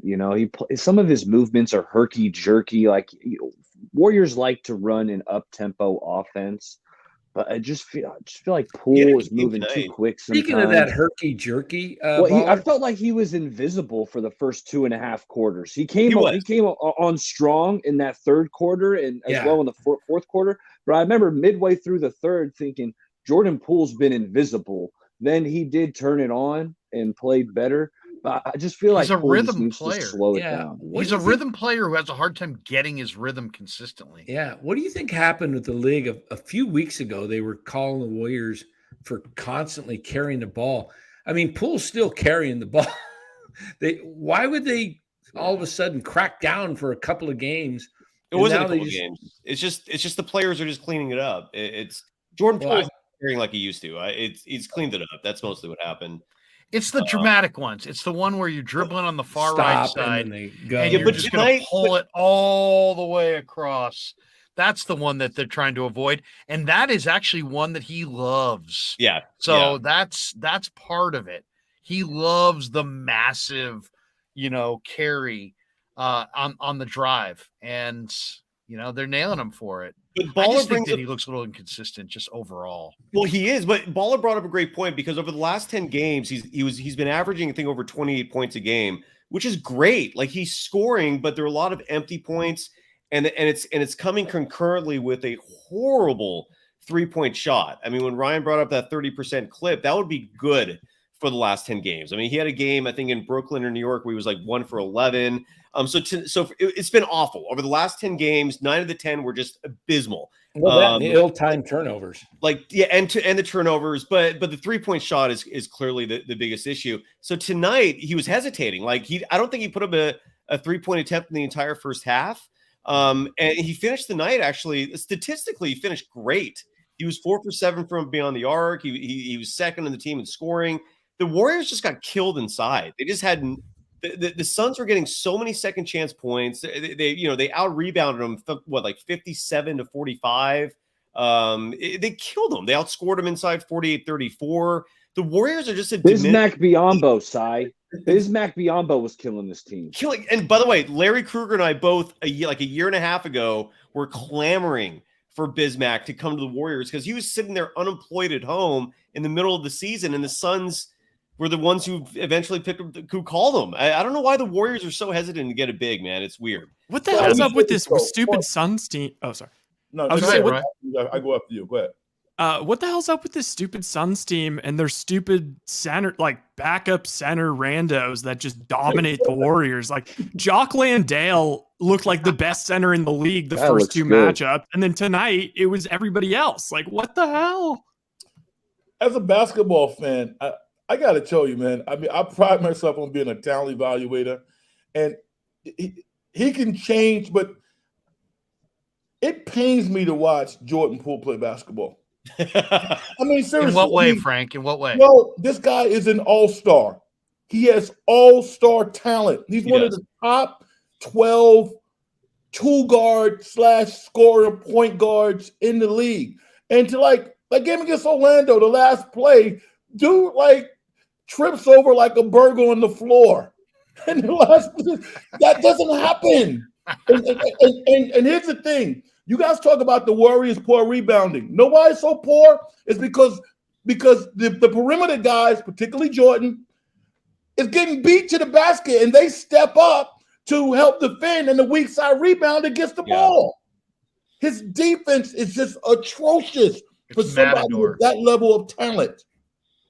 And don't think that the $30 million per year doesn't grind 35. the ownership group and Yep. the teammates and the backup guys because they expect him to be that next leader. He doesn't play like an heir apparent.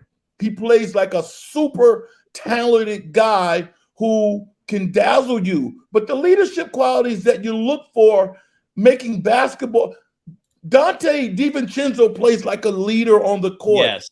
Yeah. Jordan Poole does not, and it bothers me because I want to see the guy succeed. He's good enough to do it, but mentally, he's still young. That's one thing we got to look forward to is he's young. He's 23. He won't turn 24 till after the season. He's shown improvement every year, right? I mean, progress is not linear. You're going to get ebbs and flows. Well, He's getting better. It's just, But his skill development has improved because he spent the time, right? So he is a hard worker. So his skill development is improved dramatically, but it's playing efficiently off of others that is so incredibly lacking with him. There's And I see it myself. There's something I want to run by you guys because we're talking about the philosophy of and Cy, you're saying that, yeah, there's tension or they're not on the same page, whether it's Myers and Kerr or Myers and Lacob or somewhere whatever there. it is. Yeah. I don't know where it is, but look at the philosophy, what's going on here.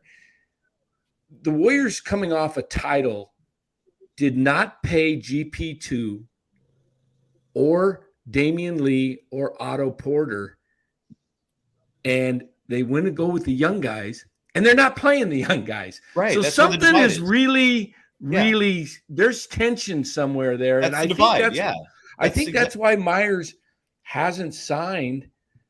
And I don't know what it is, but it's not matching because Lacob is saying, I'm not going to keep paying all these guys and I want to win, but Kerr's not playing the young guys so I don't know where that divide is. It'd be interesting to be a fly on the wall in their meetings because, man, there's got to be. That's why I said, is this the last dance? There's something going on.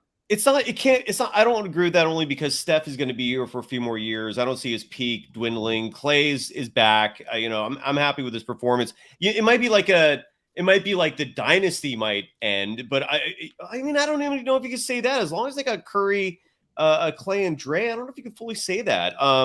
It might be. Why wouldn't you? I don't Why know. wouldn't But you? it's not like the last dance. The last dance, you knew it was done. Pippen was going to leave. Jordan was going to go wherever Phil was going to go. If them have retirement, so be it. So you knew that was going to end, right? And Krause and Phil hated each other. So in this case, you don't see that. And the divide, you're right. The one part of this that I feel like I don't think anyone outside of the inner circle knows is Bob Myers on Steve Kerr's side in terms of philosophy, or is he with Lacob's side? Because Lacob clearly loves these lottery picks, right? Those are his shiny toys. He purposefully did not bring back the veterans this year for that reason. He wanted to see his shiny toys out there. He saw enough from year one where he thought they could, the role could increase. And Steve Kerr was like, hell no. I'd rather play Ty Jerome and Anthony Lamb. And so I just don't know. I don't know where Bob Myers sits in that. And maybe I think he's in the middle. Being I think he's in the middle personally, because I think he generally sides with Steve and works very closely with Steve. And, I don't know. I'll say this, things happen kind of funny and no one's talking about it. But if Myers leaves, I wouldn't be surprised to see Steve step down. Really? Just a thought. Steve seems like the kind of guy that could do other things.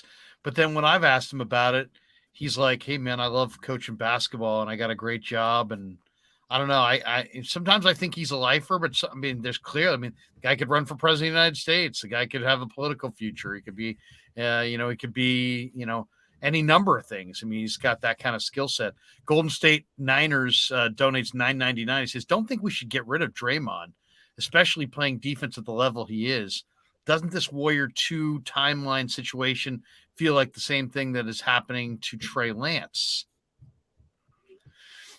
It's interesting. It is interesting because Trey is hurt, but it's hard to, like, he needs like a 20-25 game ramp up, and I don't see him ever getting it with the Niners. And it's not because like Shanahan won't be patient.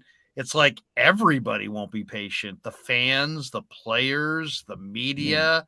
I mean, Peter King was predicting that Trey Lance would be out of his gig by this week 7. He got hurt in week 2. We never got to see it, but Peter King was probably right. If he had continued to play kind of, 50% completion percentage and they're struggling to score 20 points, they probably would have pulled the plug at some point on Trey and sent him back to the bench. So it's tough. It's tough because you're paid to win games.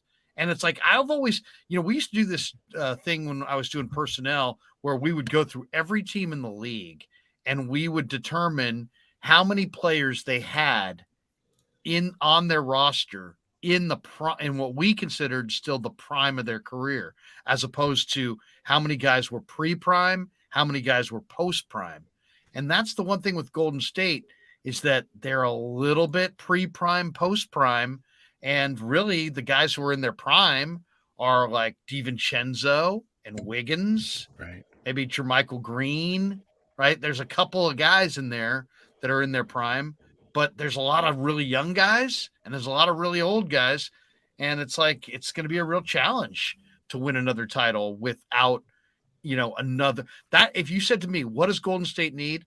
They need to take a couple of the young guys and turn them into a player that is in their prime right now and make sure that they win this year's title. If they win this year's title, then I think, the world is their oyster and they can do anything they want with the roster next year. If they don't win the title, then they do have 2 timelines and they have decisions to make. Do you guys agree with that? Well, I've already said before, I feel like the Warriors have the roster to win a championship. It's just, I think Red's right on him, man. Steve Kerr's got one hell of an ego. I really think he does not want to be proven wrong. And maybe that's why he's so hesitant to give these young players huge minutes. We've seen what we saw work for the Warriors is this. When you stagger Draymond Green, when you cut down his initial minutes so that he could play more minutes with the second unit, we saw immediate growth. And what I really believe the Warriors should do that would solve all their problems is you got to mix and match that starting 5, because that starting 5 is so damn good. The rest of them need some of those veterans to help them out. So if you mix and match a lineup where, let's say, you have a starting 5 that has, like, I don't think Clay's coming out. I'm speaking pragmatically here, right? So you need to have like Steph, Clay, Wiggins, Draymond, but then maybe you throw James Wiseman in that starting 5, right? So that way Wiseman is surrounded by a lot of veterans. His mistakes become minimal at that point. They're less impactful. He's already showing that he's willing to focus strictly on defense and rebounding, as evident by that statement game at home on Christmas against the Grizzlies. But and if you do that, and then the plus minus has shown success with various second units that have, let's say, like Draymond playing with them, Jordan Poole, DiVincenzo. I don't even frown much on Jermichael Green. I think Jermichael Green, if you just accept him as being like someone who cannot hit the 3 but can give you rebounds and easy inside baskets for 5 to 10 minutes a game, I think he's still serviceable. But I do think you got to move like Looney to the second unit, maybe move someone else to the second unit, or just really limit Draymond's minutes so he's playing way more with that second unit. And then at the end of the game, that starting 5 that we see now is your closing lineup to close games. I think if you do that, you'll be fine. Kuminga's already like shown growth. I like Moody. I think if you give him 20, 25 minutes a night, he will be fine. These lottery picks show you that when you give them time, they do usually come through. It's just Kerr is so sketched out. He's got this really short leash. And I really believe they've got the lineup. But it's just Kerr, for some reason, like is in love with these two-way players, is not in love with his lottery picks. And so we're seeing night after night results like this, and it's just it's frustrating. Yeah. What happens? Another thought here. By the way, I'm thinking with Kerr, as far as him stepping down, I don't think he will, because he's coaching the Olympics and he's probably going to want to stay in the game as a coach, just for, having that contact with all the players and stuff. So, but what do you think possibly the Warriors timeline, you're mentioning side with Moody and these guys not playing. What happens if the plan is to kind of just go with the two-way guys and they burn their time out, and then the other guys start getting the time in the last 30 games, 25, 30 games where they're peaking together going into the playoffs? Because I don't think those guys are going to be around unless they give them one of the remaining spots. They're going to run out of time here in about 10 to 15 games. Yeah, you think that's the part of the master plan? Play the two-way guys, exhaust their 50 games, and then go to the kids? No, I don't think so. They're trying to win. Ty Jerome has been playing good basketball. I feel like Anthony Lamb, for the most part, has been playing good basketball. They're trying to win games, and that's why we're seeing these two-way players getting. But they're not winning minutes. games, Baller. But they're not winning games. You know, like you can sit here and say these two-way guys are doing okay, right? Like Ty Jerome was at one point, I don't know if he still is, he was putting up a 50, 40, 90 stat line. Anthony Lamb had a career high the other night. That's great. But they're not winning games with these guys. Like when these guys are playing heavy minutes, which is pretty routine, the Warriors are not winning. They're 20-21 right now. The last 3 games, They're trying to is what I'm getting at. Well, I'm sorry. Kerr thinks these guys give him a chance at winning the game. That's why he's playing them. Those 5 games they won on the homestand, they were big contributors, both of them. But so was everyone else. I mean, yeah, but I mean, Jerome had a really good game in there where he kind of carried him at one point. And what about the last 3? What about the last 3, Dan? What about those 0-5 and 0-6 road trips? I don't think you can put that on those two-way guys. I think you can partly do it because those other guys are coming through the vets. But what's different between last year and this year? Who's playing this year that wasn't playing last year? DiVincenzo and the two-way guys. I'm not pinning this on DiVincenzo, man. He's been playing great ball. This team sucks without DiVincenzo. And in fact, they have a winning record with him. The only other difference are those two-way players. This is a 20-21 team right now.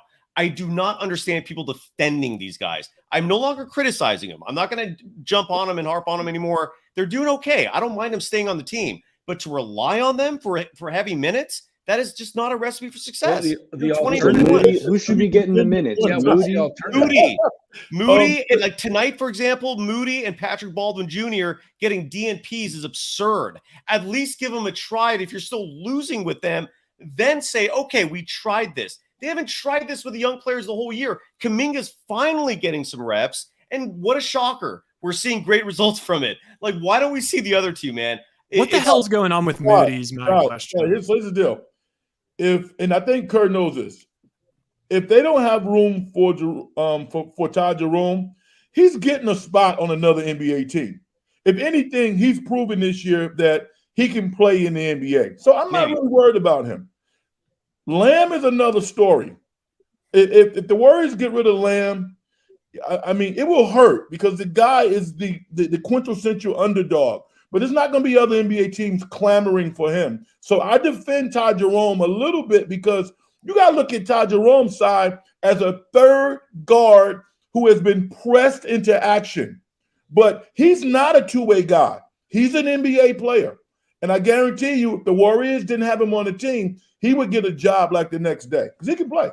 I'm not Jaguayo 56 says here's $2. Other teams are just better and hungrier than the Dubs. I wouldn't better, say no, hungrier, yes. Hungrier, yes, not better.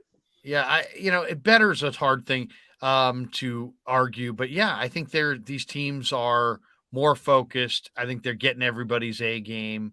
There's great life in the arena every night they play because they're a big draw. We know that. And I just think that the other teams, are ready for them. I watch a lot of NBA games and I'll see teams play pretty ordinary basketball. And then I'll see them 3 nights later against the Warriors and they're playing great. And maybe the Warriors win, maybe the Warriors lose, but those teams are stepping it up. I That's agree. why I got to step. Woodpit 420 says defensive intensity.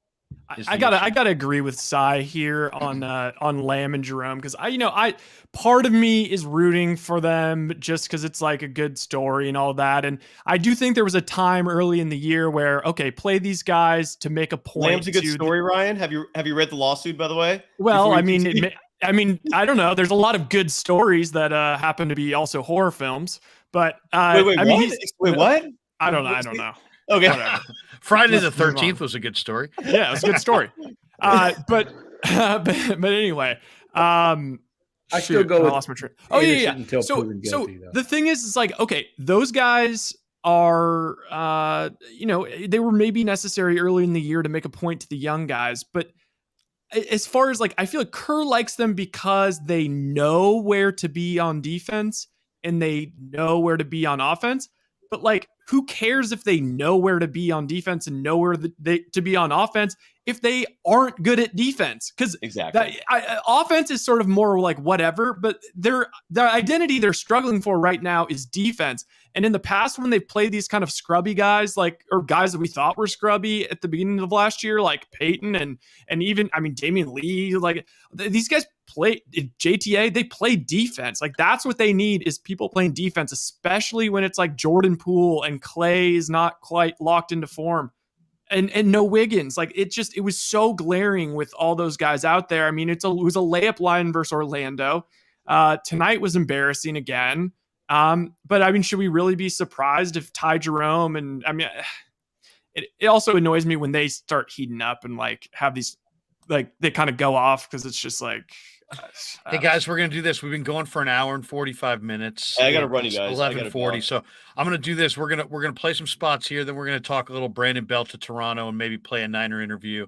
So we'll let whoever needs to go. Sai, thank you for stopping by. We appreciate you, brother. We'll talk to you soon. Frank, you got to get on with your night. Yeah.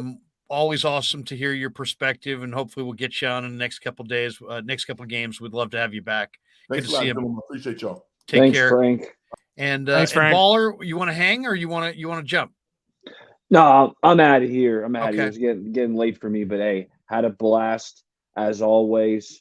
Warriors are going to figure this thing out, fellas. As the season progresses, second half. I agree.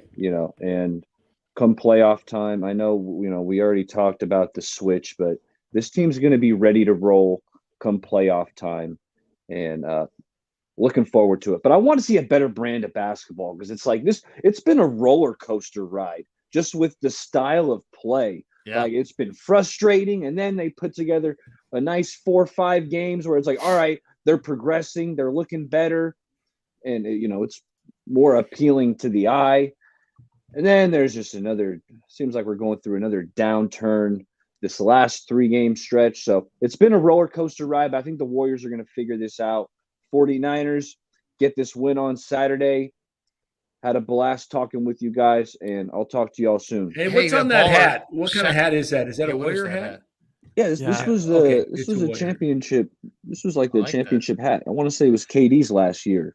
They gave out this one. Baller Saturday night. I don't know if you're around, but we'll be on after the playoff game. You're welcome to join us in our Niner live stream. I know you're a Niner guy too, as much as a Warrior guy. So if you're around Saturday night, we'll throw you an invite, and we'd love to hear your perspective, hopefully, on the Niners beating the Seahawks.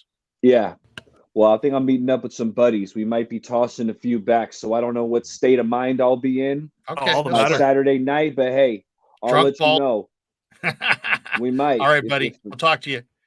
Bay Area Baller. All right. That was fun. All right, let's do this. We'll pay the bills right here. We'll come back. Brandon Belt is a Blue Jay. Danny has been tweeting about it.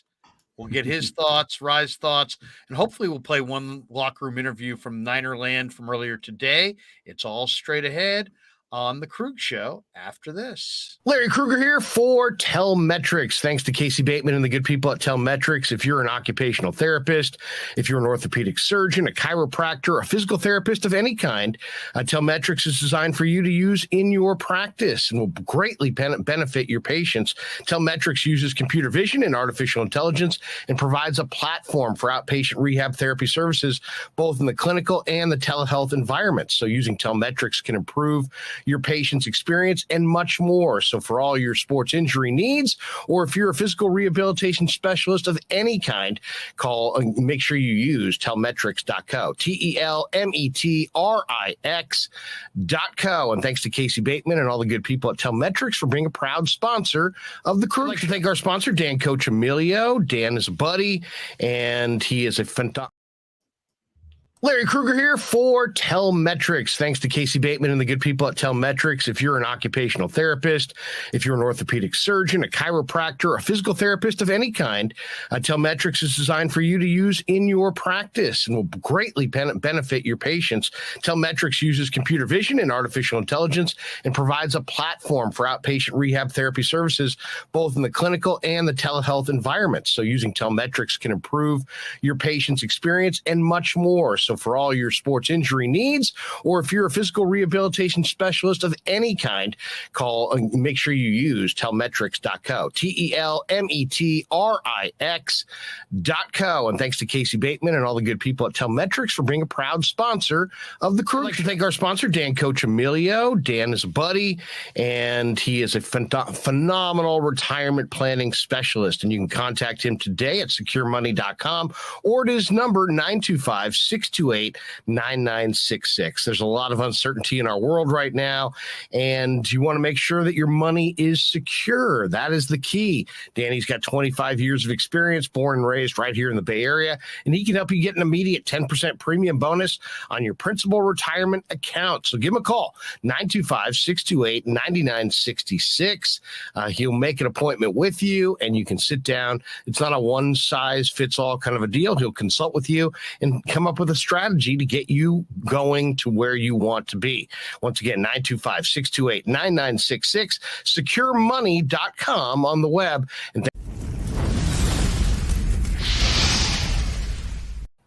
And thanks to Tony Casera and the good people at Casera's Italian Menswear. They are housing the Krueg Show t-shirts, and they're a proud sponsor of the show as well. The Krueg Show t-shirt, the Krueg Show podcast t-shirt is available there at their store in Dublin. Their address is 7372 San Ramon Road in Dublin, California. And go see Tony Casera and get yourself a Krueg Show t-shirt and support the show. And special thanks to our sponsor, New York Style Italian Sausage. That's right, NewYorkStyleSausage.com is their website. Phenomenal product, whether it's the breakfast sausage, the Italian mild, the Italian spicy, the chorizo. You cannot go wrong with New York Style Italian Sausage. Once again, NewYorkStyleSausage.com, often imitated, never equaled.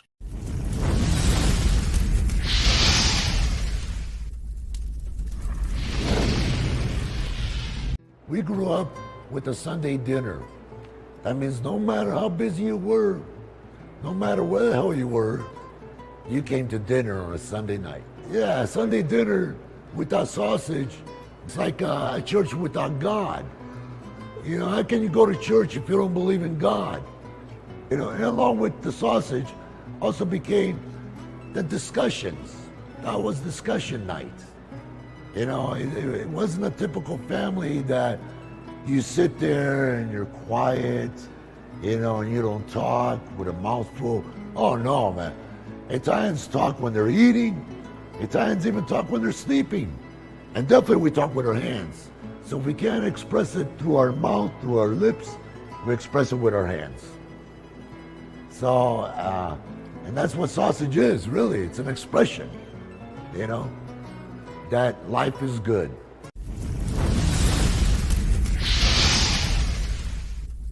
So New York Style Sausage was started over 70 years ago. We are the largest producer of fresh Italian sausage on the West Coast. What makes our sausage in New York style is really the recipe came from back east, from New York, you know, from Connecticut. If you look at all of our labels, there's maximum 4 or 5 ingredients, which we're really proud of. There's no preservatives, no MSG, fresh in, fresh out. The pork comes in fresh, goes out fresh. There's never any freezing throughout the process. We've always used fine quality cuts. We're never gonna deter from that. It's one of the reasons why our sausage is so good. I guarantee you put our sausage up against anybody else's from a flavor standpoint, no one will beat it, hands down. Hey, do yourself a favor and do me a favor. Go buy a package of the New York style Italian sausage. Guaranteed you will love it. Guaranteed.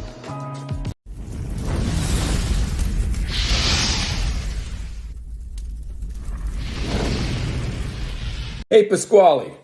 Dan Cochimilio here for the Krueg Show.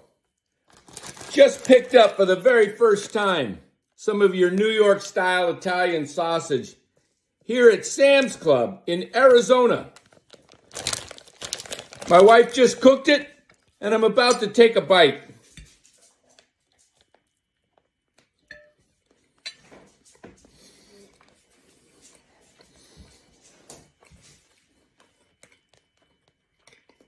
Man, this is good. Pasquale, when you winked and said you guaranteed we love it, you're right. This stuff is absolutely amazing. Best sausage I've ever tasted. Thank you, Pasquale.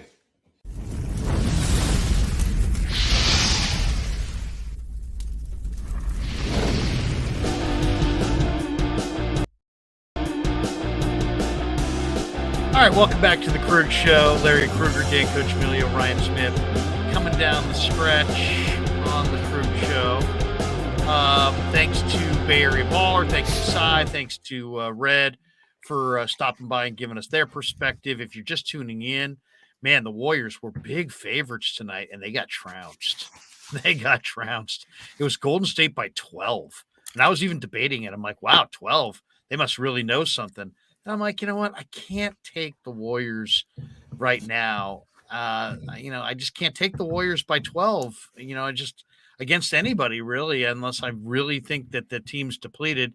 And Phoenix came in; they weren't playing great. They were only 6-14 on the road, but they wind up winning 125-113. Golden State now falls to 20-21. They're 17-5 at home.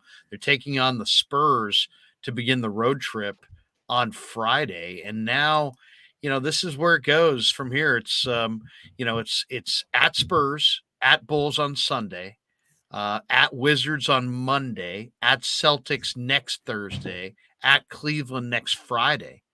Cleveland's going to be a tough game. Boston's going to be a tough game. Wizards could be a tough game. If they're going to get wins on this road trip, guys, they better get it done up front against San Antonio and Chicago. I even think Chicago is going to be kind of a tough game in Chicago. So they better beat the Spurs, or this could be a really, really challenging road trip for Golden State. All right, that wasn't the only thing that has happened today. We have some other things that are out there that are also interesting. Couple things I want to throw your guys' way. The Score's Jordan Schultz is reporting that the Arizona Cardinals plan to trade DeAndre Hopkins this offseason. Hopkins has 2 years left on his contract. He wants a new deal. He finished the year with 64 catches, 717 yards, and 3 touchdowns in just 9 games. He had the PED suspension and a 2-game shutdown at the end of the year due to a knee injury. But you're talking about a guy who's likely going to be one of the best available receivers this offseason. There's a lot of talk that teams like the Patriots and the Ravens, among others, may come knocking for DeAndre. Oh, my God. He would be a perfect. You couldn't build a better number 1 receiver for Lamar Jackson. Yeah. I mean, it's reportedly an ownership decision. And this is going to be, this is going to be their direction, whether they stay with Steve Keim or make a change. Oh, Steve Keim's not coming back. Yeah, so Keim's out, but I mean, he's going to focus on his health. I saw that here locally on the news. But now they're saying that no matter who the Cardinals hire as general manager, it's that the owners are pushing for a Hopkins trade, and the fact that Hopkins wants a new contract may help define and limit his market a bit further. But obviously, he's still a very, very good player. So would you want him with Debo's production with McCaffrey in the lineup? Would you? I don't think so. I don't think so. I don't think it works for the Niners. But, if they go with Trey Lance and Brock Purdy at quarterback, they've got, one of the cheapest quarterback rooms, if not the cheapest quarterback room in the entire league. Other NFL notes of note, The Texans requested permission to interview the Giants OC, Mike Kafka, the former Northwestern quarterback, about their head coaching vacancy. They've also reached out to the 49ers asking for permission to interview D'Amico Ryans. The Commanders fired their OC, Scott Turner, who's the former Cowboy offensive coordinator. That's his son, I believe, Scott Turner. And then Sean McVay is telling his coaches he's permitting them to search for other jobs without resistance. This is coming from the Rams beat writer Jordan Rodriguez, who claims that all of the Rams coaches have been told that that they can go look for jobs elsewhere. There's a lot of talk that Raheem Morris may get snatched up as a defensive coordinator elsewhere. And the offensive coordinator, Liam Cohen, already took an offer to return to the University of Kentucky as an offensive coordinator. So there's a lot of talk that McVay and the Rams could be getting ready to part ways. That's a sign of a new guy protecting his guys. There's a couple baseball notes. The Mariners had Stephen Vogt to their coaching staff, and the Giants lose out on Brandon Belt. He is now a Toronto Blue Jay. What do you think, Danny? I don't mind that Belt's moving on. I just don't like the fact that he's moving on, and the guys that they have to replace him, none of them are any good. No. Well, to be fair though, Larry, I mean, like with the shift as prominent as it is, like, but Belt's really not that valuable. No, I know. I'm joking. I'm joking. But but even without the shift, I'm not a Belt fan. As far as I think he's kind of at the end. I thought maybe he should retire. He wasn't very good this year. Well, he wasn't in J.D. good Davis, health. His knee was Wade. bad, I mean, if really those bad. are the guys they're going with, I'm not encouraged by that at all. Yeah. I mean, 2021, Belt had his best year, 29 home runs and only 97 games played. The guy was one of the top hitters in baseball. With you look at all of the different statistics that are, they use for all these different ones. Anyway, I personally think it is very, very difficult to perform well when you're in a lot of pain. His knee was shot last year. He had off-season surgery, or even before the season ended, he had season-ending surgery in September. I think the fact that if his knee's good, he could still hit. And with the shift gone, what are the odds? What odds would you guys book me at for Brandon Belt to hit 30 home runs next year? Because I would bet it probably. Would or wouldn't? I would bet it. Anything like if you gave me like 2-1, I would bet the. I don't think he's going to get enough at bats, right? Probably because they got Guerrero. Yeah, 29. First. You just said it. 95 29 games. And 97. I think he's going to be the DH against right-hand. Well, the league is 75% right-handed pitching, so they're going to be. He's going to be crushing in those little parks, and he's going to be. He's like it's like the, he may. The toothpaste. I hope he does. It's like the toothpaste that you got to replace, but you're like, you know what? All right, I'm just gonna, grit my teeth and give it one last squeeze and squeeze one last thing of toothpaste. That's what he's gonna do. He's gonna go do that for a contending team. I wish you could play that thing that I sent you. There was a little blurb that was put out on Twitter today about when Boch in 2012. Did you guys see that? When he gave him the job? Oh, it's awesome. I sent it to you, Ryan, a text. It is so very touching, and it just pissed me off that the Giants did him the way they did him, not because they let him go, but because, like you said, Larry, they have inferior players, and he personally called the owner and asked to sign. He wanted to come back. He wanted to finish as a Giant. He loved the Giants. He came up as a Giant. It's not like, oh, we've got a better player and we've replaced him. You got Lamont Wade, who hit 207 last year, and Belt. Wilmer had a career year and hit 215, right? Yeah, gosh, it was so cool. The thing with Boch, though, he brought him into his office, and he told him he got the job, and Belt breaks down. And then Boach says, it's okay, you worked hard. He says, want a beer? Grab a beer. As you always said, always. And then Wotus, you see Wotus going up to him, and it's Bobby Evans and Bochy. And then you see Wotus at the end come up and says, hey, give me a hug. It's so cool. And it's the fact that he was a Giant and they did him this way. It wasn't like he was a Giant for a couple of years. He was their farm guy. He wants one more year. Your team isn't that great. You got Lamont Wade. Wait. Is it reported that he only wanted that he actually would want to come back? Yeah. He called 9.3 is what he got from Toronto. He probably I think this is a better home for him, but because look at their lineup. I mean, they have George Springer, and they acquired Dalton Varsho from the Diamondbacks, and they got Bo Bichette, and they got Matt Chapman, and they got Whit Merrifield, and they got Vladdy's kid, and they got Danny Jansen, and they got guys. So it's like, you know what? On a team like that, Belt probably on the Giants, he's got to hit 3 and 4 and play every day. On this team, he can just play a role. Yeah, he doesn't have to. I think his home runs per at bat are going to be great. I think he probably will get off to a hot start and have a great pace. He'll probably get injured, and he'll probably fall short of 30 home runs. But I'll say this: if you bury him, at the bottom of the lineup, and you've got all these other guys that the pitcher has to worry about, and then seriously, here's Belt hitting 7 or something like that, I could see him in a new league. He knows the strike zone so well. I mean, I just think he is a tough at bat and a good defensive player, and you're not going to replace him with a better defensive player, and you're not going to replace him with a tougher at bat. So the Giants, say what you want about Belt, but once again, they get worse.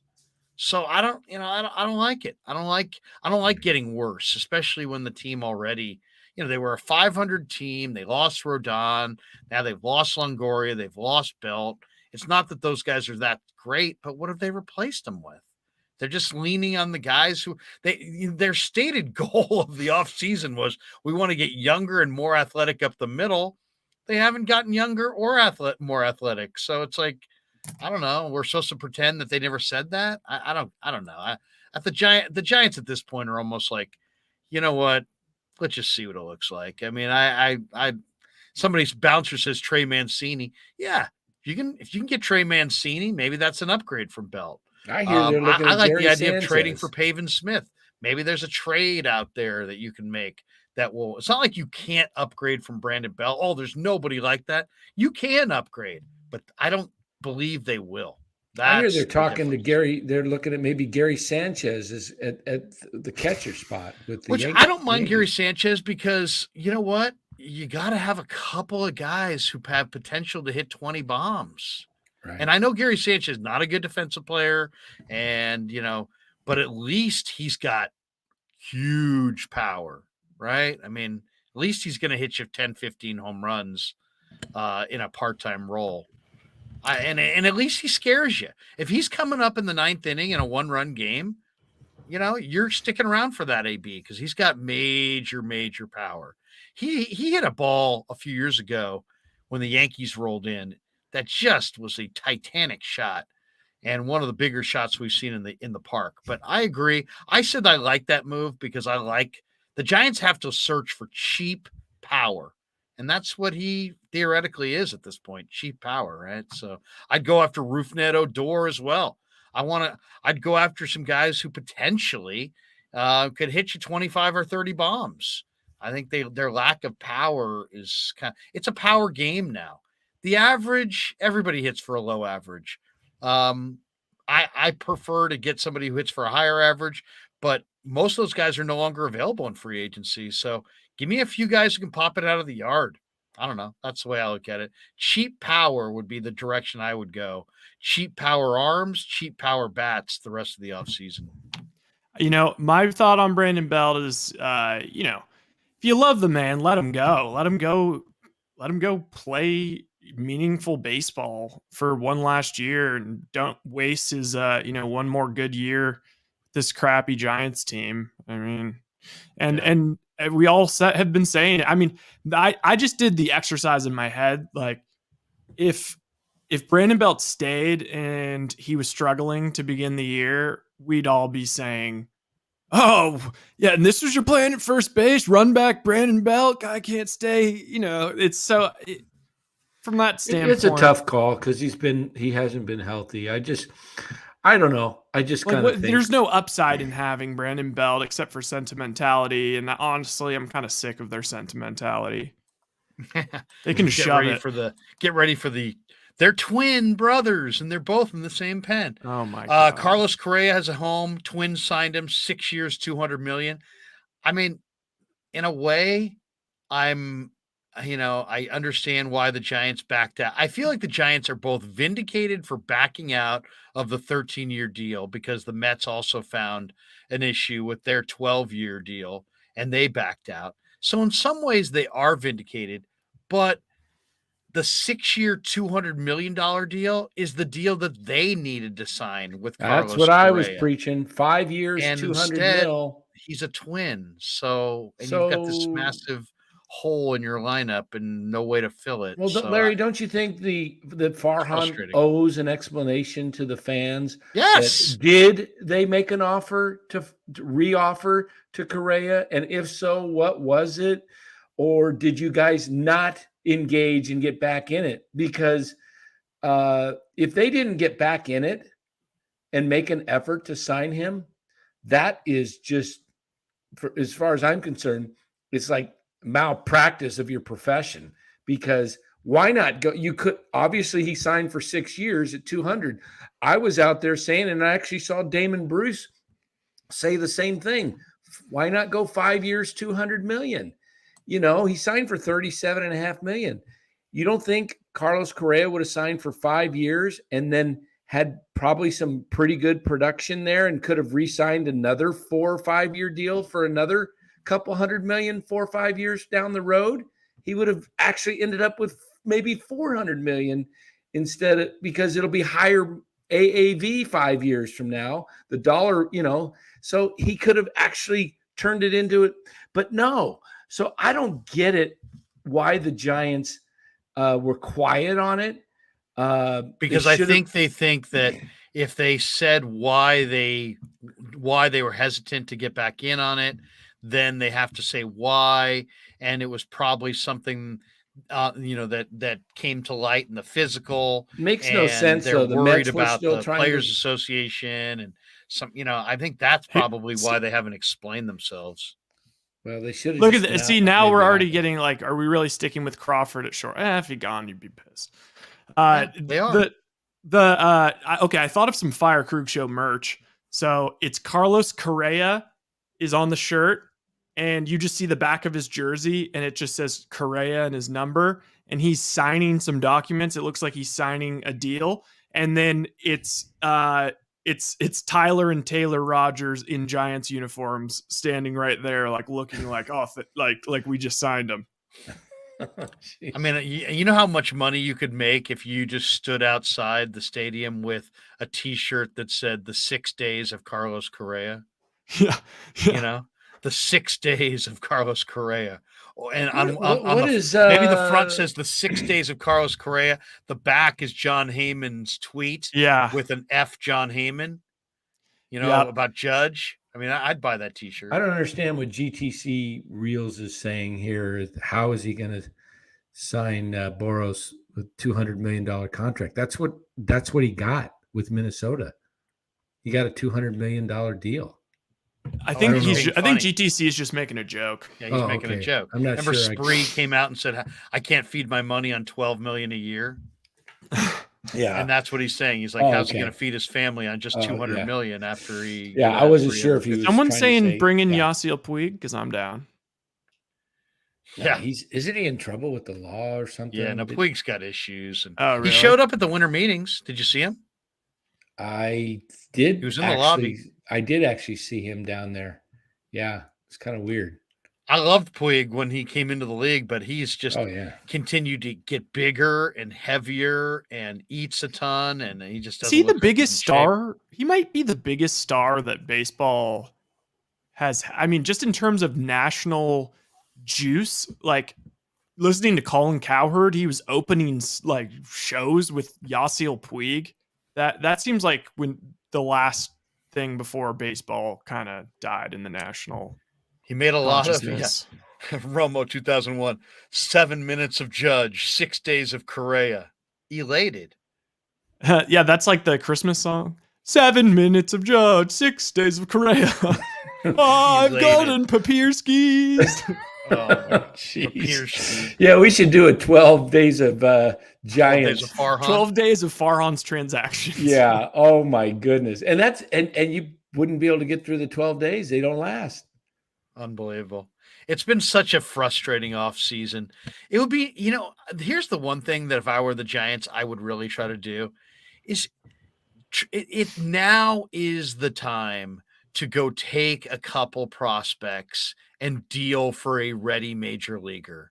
Why? Because one, your prospects don't typically fulfill their promise. And two, it's time to feel good about something. The Giants, they have not had a single move of this offseason that you can feel really good about. Okay, I'm not going to lie, Larry. They're getting this guy because they're getting rid of that guy. You know what I mean?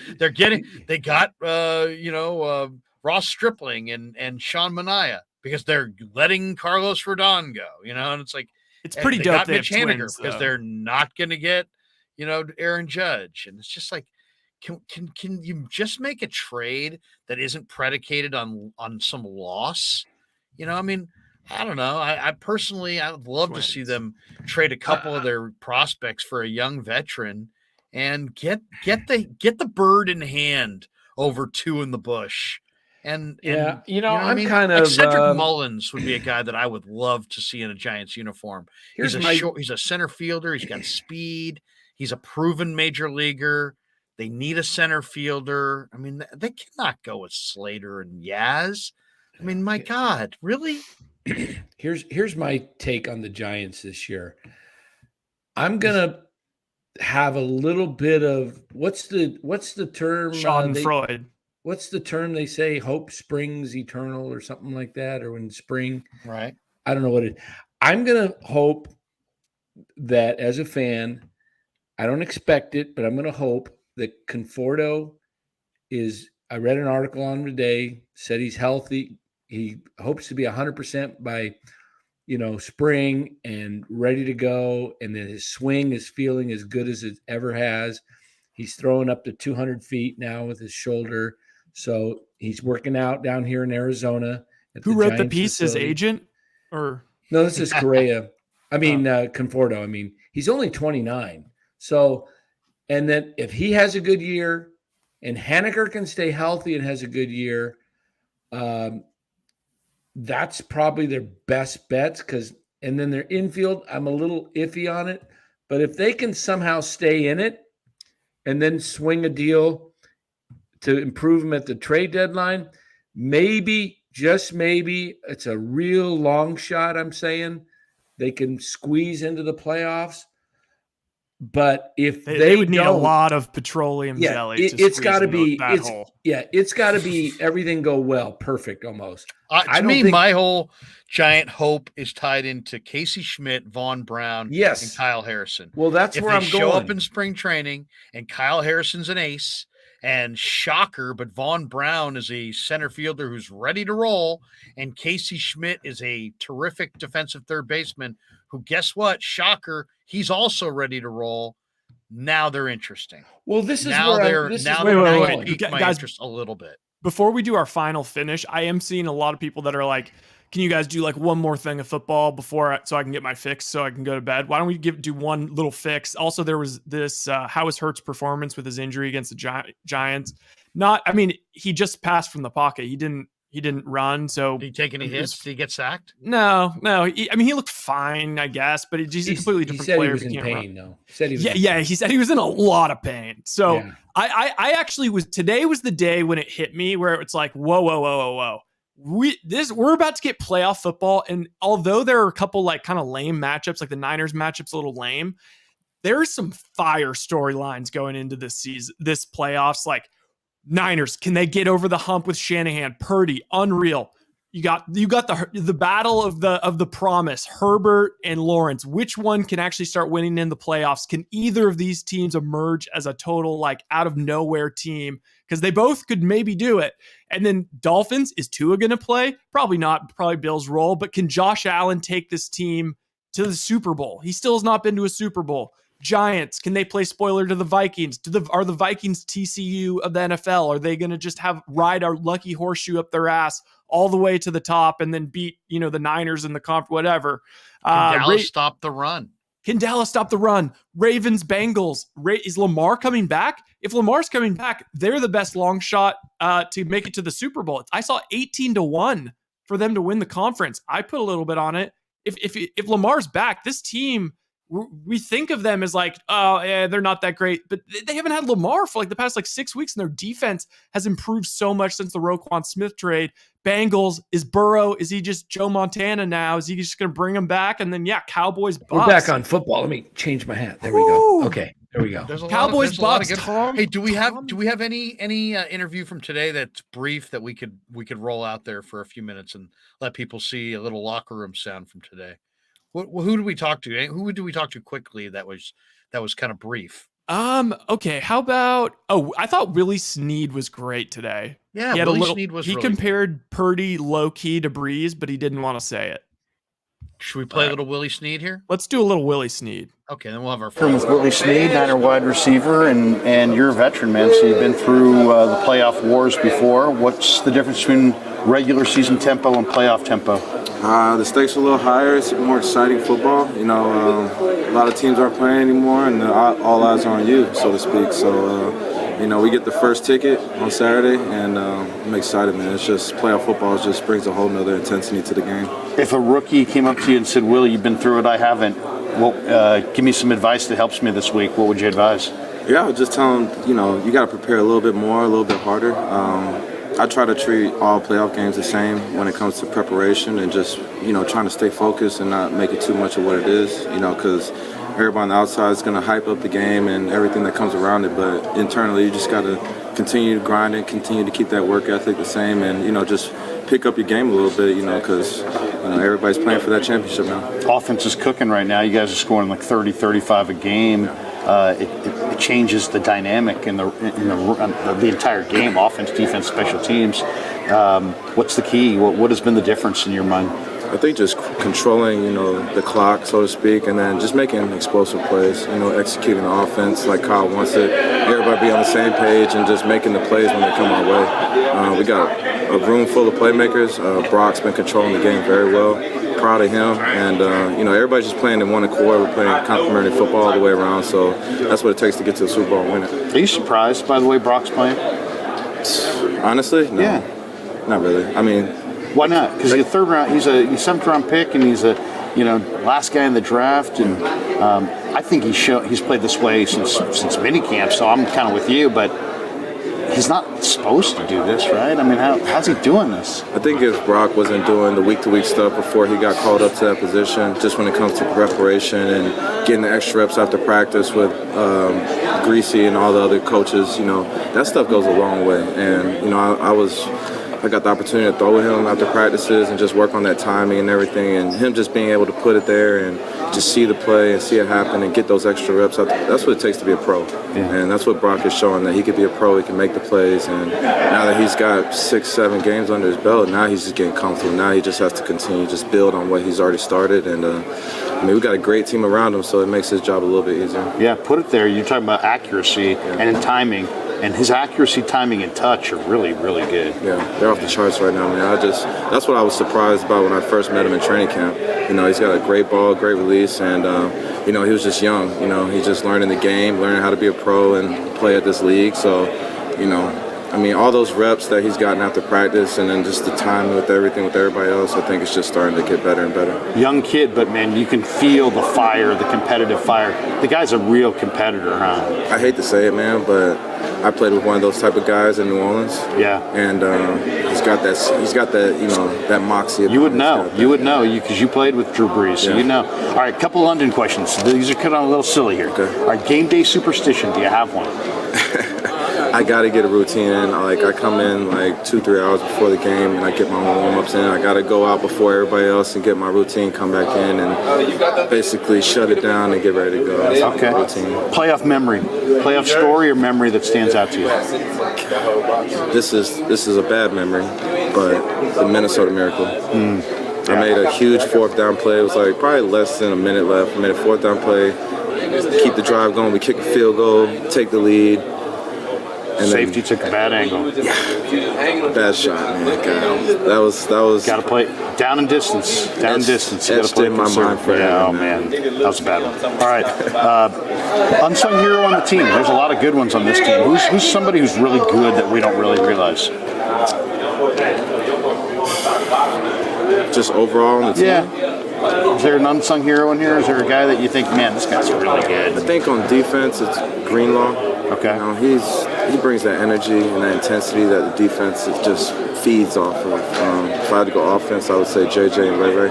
They do an amazing job both in the run and just being in there ready to go whenever. And then special teams like Gio and Flan. Yeah. Those guys, man, those guys go. And that's what makes our special teams more intense every week. Yeah, special teams is doing a trash talker. Is there a guy that's a good trash talker? It's not a big trash talking team, but we don't get the sound on the field. You do.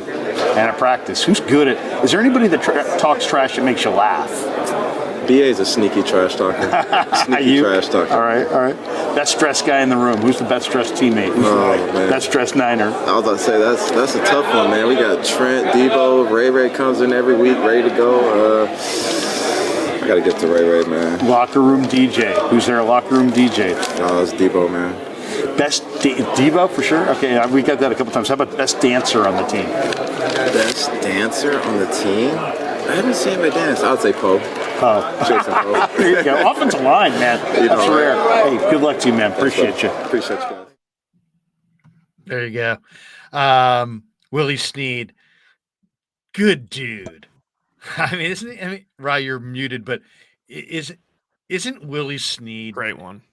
I mean, he's just a good dude. It's like, well, doesn't it freak you out? veteran. Look at Mitchell and Ness. Like he says he looks young. I think he looks young. I'm 27. The dude seems like he's been on and out of my fantasy team for the past 10 years. Like it's crazy. Is he does he suit up for the games? Is he up on the I think he's It on depends. special teams, right? Yeah, it depends. Certain games he has. Is he Other like the games he fifth hasn't. receiver then when When they've had injuries, he's been up.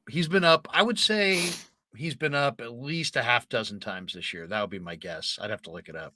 yeah. But yeah, he's you know what I love about him? He's been there, and it's like every locker room's got to have some guys that aren't necessarily the stars of the team, but they're solid veterans who've been there, done it. I mean, it's just like you got to have guys in the corners of the room that can kind of fill in and keep the group going and have perspective and lend a compliment or a criticism. I don't know. I mean, it's a really good team with lots of good players, but Willie Snead is a veteran receiver who's been around the block, and it's like, you know what? He's got some young guys in that room. It's probably good for Danny Gray to see a Willie Snead prepare, right? Yeah. What are they allowed to suit up and play active? Is it 47 or 48? It's 48. There's 53, and then there's inactives. There's 5. Okay, so those it's 48, I think. He's totally just like a high character signing. Here's what I think they should do. I mean, football, at least for the Super Bowl, maybe even the playoffs, but let the guys suit up and declare the 5 that are inactive, but let them go out and at least put the uniform on in the Super Bowl, man. That's what guys love to play for. And they get there and then you find out you're not active. You don't even get to suit up. I mean, I think it would be cool to let those 5 guys just run out there and be part of the team on the sideline, knowing they can't play, but they're in uniform, man.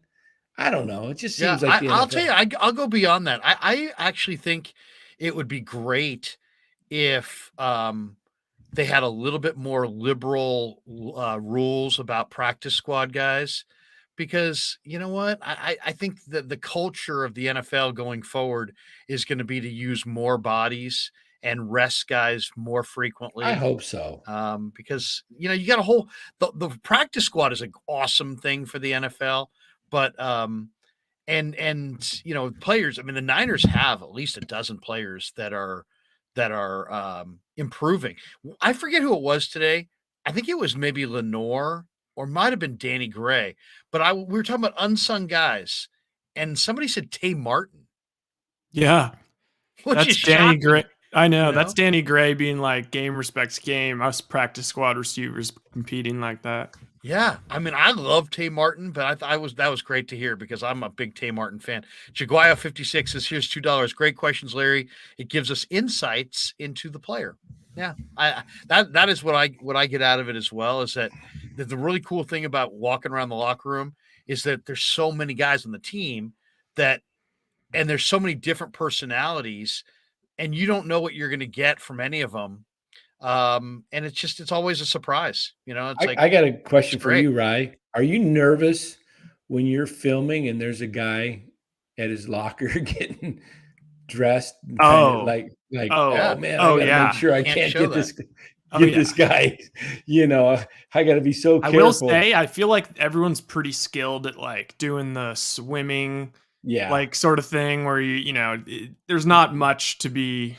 You'd have to really catch the right freeze frame, but yes, if you've noticed, Danny, there's a difference between, when Rye's filming and the few that I've filmed. The ones that I've filmed are a little bit more, there's a little bit more room. Like I did that one with Kittle, and I unfortunately caught McCaffrey, full on changing on camera. I don't know if we really, and I don't think it was anything we had to truly edit down, but there he was. With Rye, you'll see more of a close-up on the head, more of a close-up on the face. And so we try to, but yeah, you got to remember that because that's just reality. Yeah. There's no room between, stall to stall, locker to locker. These guys, they give them big lockers as far as they go up high, and there's they actually have to stand up on something to climb up to the top shelves. To where they put their stuff in the safe or whatever it is. But and each locker has its own safe. That's kind of cool. So they can lock up their stuff. But there's not a lot of width to the lockers. You know what I mean? No, so you're kind of shoulder to shoulder. Well, yeah. I mean, you got probably what in there? Like how many lockers are there? Like 70? Yeah, probably 70. No, I think probably more like 80. Yeah. Because they have training camp. But George Odom for a sec, I'm like, what's it like being a locker made of Debo? And he's like, it's crowded, man. It's like, so it's basically you got all these people who want to talk to Debo, and you're just trying to put on your clothes and go home and see your family.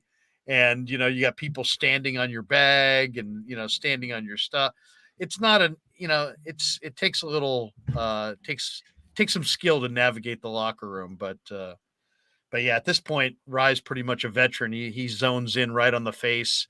And we barely get anything in the background, but there's definitely some questionable ones like the first couple of weeks. I remember being like, "Oh wait, land before you post that." It is funny though. I was interviewing Jordan Willis today, and Charles Omenihu came up behind me, and I didn't see him there, but I could feel him. I could feel him over my shoulder because Jordan Willis kept looking up. And he kept saying Charles Omenihu, and then all of a sudden I looked over, and Charles Omenihu is pretending to be a media guy asking questions. Yeah, got him? I can grab that. On the team. Here you go. How about some of our linebacker core? All right, 3 last ones. Best dressed guy in the. How about the locker room DJ? You get a locker room DJ in here? There's not always music going. Sometimes there's different guys like Dre Greenlaw, maybe, but there's different guys that play their music. Last one they got for us is best dancer on the team. Who's the best dancer on this team? I don't know if he's the best dancer, but I'll say Charles Omenihu because he always tries to dance coming out of the tunnel, but I'll give it to Charles. Jordan, good talking to you, man. Yeah. Good luck to you.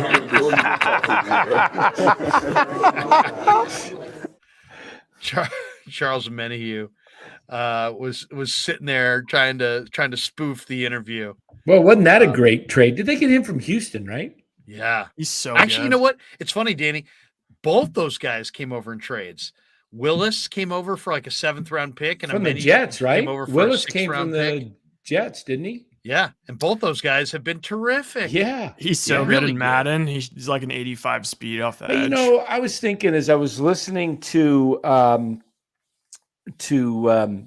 Snead, you know, a guy who really has an unsung hero might be. He's never really talked about, but look at the job that Brian Greasy first. Oh my year God, we coach, never talk about him ever. look what he's done with these quarterbacks. I know. I mean, everybody Good said, call. "Oh, Even Brian Jimmy- Greasy." Jimmy was Yeah. great this year. Like that was Yeah. Jimmy's best season since 19. Yeah. And if you listen to Brock, he's a few times mentioned Greasy's, hey, I come in, I talk to Greasy, so I think with Greasy, the one thing about doing something for the first time is you don't have it on autopilot, right? You're literally going through it for the first time ever. And so I think You're that working you're maybe a hard, little too, bit more yeah. genuine. I'm not saying if you coach 25 years, it's not a good thing. I mean, it is a good thing. You get experience and you learn what works, but there's also some advantages in that first year or two because you're fresh and you are not saying the same thing for the 27th year in a row. And I get the feeling that Brian Greasy has really helped Brock and Trey and even Jimmy, not just on the field, but maybe even off the field. Like, hey, Brock, this is what you say no to, or hey, Trey, this is what you stay away from. And this is what, this is how your rookie season will go smoother. And here's what's really important. And here's what the rest of the guys in the room expect out of you. Because let's be honest, you're not just another guy on the team when you're the quarterback. You're essentially, just by the position you play, a leader. And not every young guy is ready to lead. And I'm sure Trey isn't. I'm sure Brock isn't. But Wait, Dan. talking to Greasy probably helps. Sorry, before you jump, I just got to get off. The Larry, that was a great point about like the new when you're new and you're fresh, like you kind of have to put all into you're all into it because you're trying out. It's your first time. You don't really have any bad habits or whatever.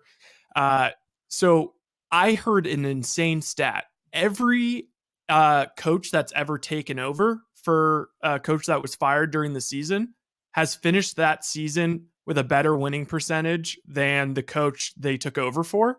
So that totally tracks with the Brian Greasy thing. Like, so in a sort of a different way, but just, new on the job, fresh, it kind of elevates everyone. You're talking about your best a full season or mid-season? Mid-season. So but with that in mind, Jeff Saturday. I knew that was coming. Yes. Jeff Saturday is now the first ever interim head coach to take over a team and finish the season with a worse winning percentage than the he guy won you his took first over game for. and then lost the rest, right? Yep. I'll say this. I'll make a prediction. I'll predict right here that Frank Reich, who got dumped for Jeff Saturday, gets a job this offseason. I think Frank Reich is really a good coach, and I think he's held in pretty high regard. Yeah. And it just didn't work. They just went with the wrong – they kept making the wrong quarterback decision there. And you guys saw it. I mean, it's all about I don't want to say the league, it's 100% about the quarterback, but there really hardly any exceptions. If your quarterback is great or playing great, you're great. And if your quarterback's bad and playing bad, you're bad. Russell Wilson was not good. Their offense in Denver was putrid. You know how you have those the Raiders have awesome weapons. Their offense sucked. Yeah. But it's like, look at and then look every year at the playoffs. Like the teams with the best quarterbacks all make it. And then in the playoffs, I used to play this game, pick the playoffs as if you have to pick the better quarterback to win every game. And you'll see how often the better quarterback wins in the playoffs. It's most of the time. It's pretty rare that a superior quarterback loses to an inferior quarterback in the playoffs. Except for Aaron Rodgers. He likes to do Rodgers that. last year against Jimmy G. He loves to do that. It's interesting. You know how you have that little side of paper and you have all the names on one side and then you're doing a test and you draw the line this way and you're going through the arrows. We should try and match the coaches that are going to get select which team they're gonna. Oh, Who's gonna go where?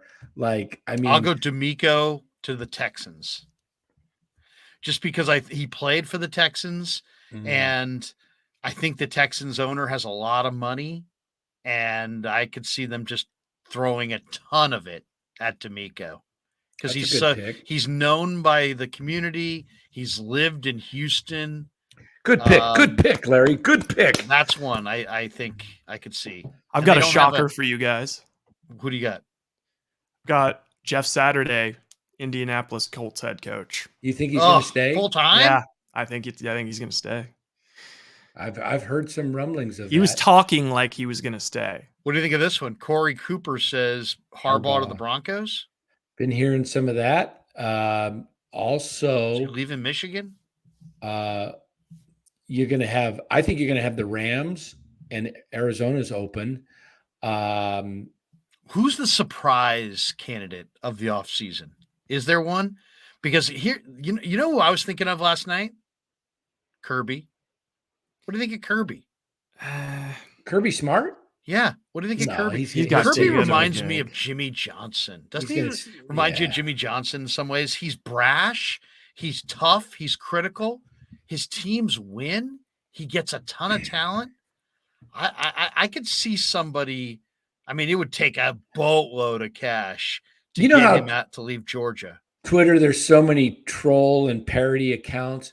I don't know if it's true, but I read tonight that there was somebody wrote, and I looked at their account, and it didn't say a parody account, but it said a glitch in the COVID thing for NC2A, and that Stetson Bennett's got another year at Georgia. Oh, no. That can't be real. That's a joke. That's got to be a joke. I mean, he did play great, though, didn't he?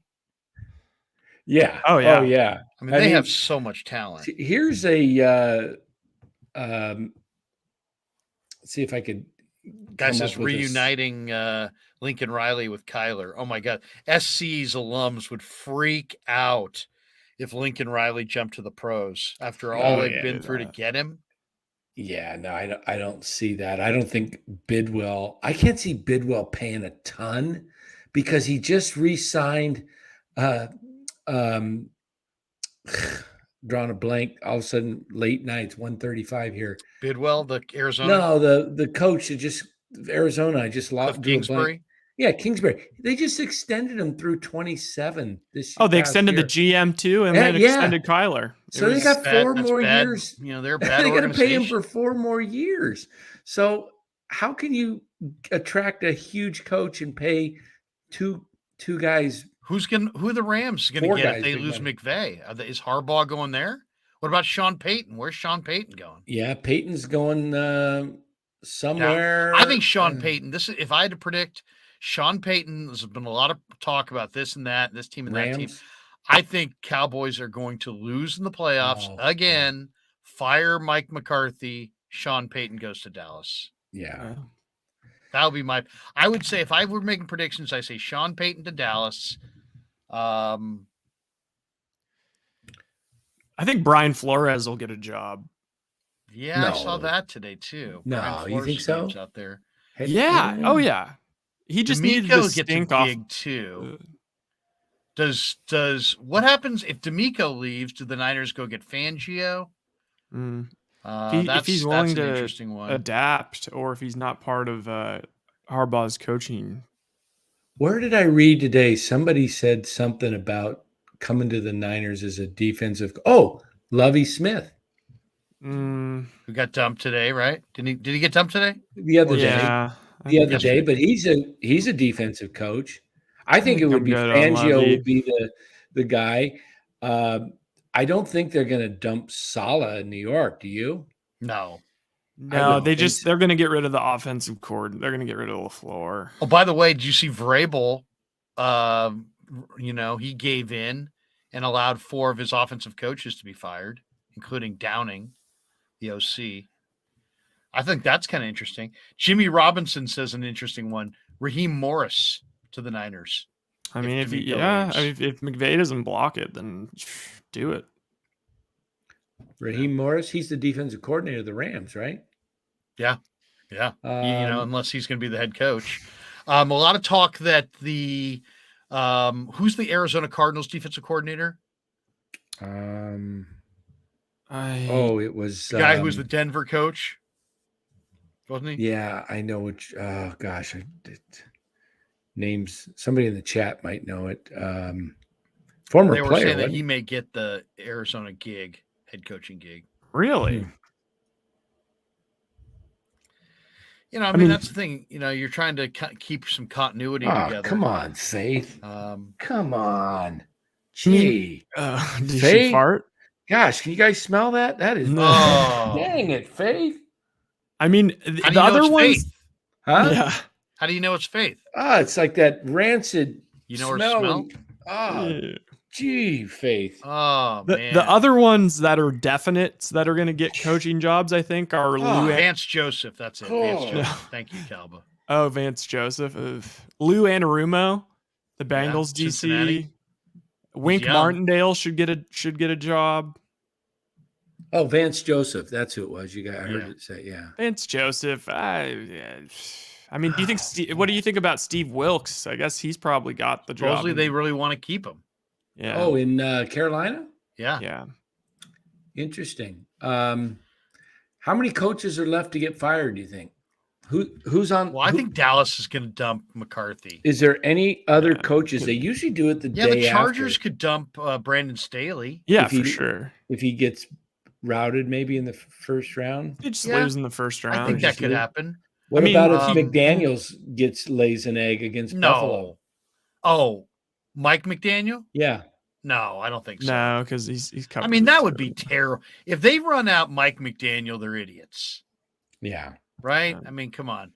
They're idiots. I mean, he looked like he was one game away from, possibly. I mean, if you look at the coaches, Buffalo, no. Miami, no. New England, no. Jets, no. Dallas, I think, is a candidate. Giants, no. Eagles, no. I think Commanders stay with Ron Rivera. Baltimore staying with John Harbaugh. Zach Taylor staying in Cincinnati. Cleveland. What do you think, Cleveland? They might make some changes, but they'll keep him one more year. Tomlin's sticking around in Pittsburgh. The Bears like Eberflus. Yeah. Obviously, Dan Campbell has got great job security. The Packers head coach is there. He's not going anywhere. Minnesota's head coach just got there. You think LaFleur is and they've been averaging 13 wins a year. I think he might be the most successful young coach in the entire league if you just look at record.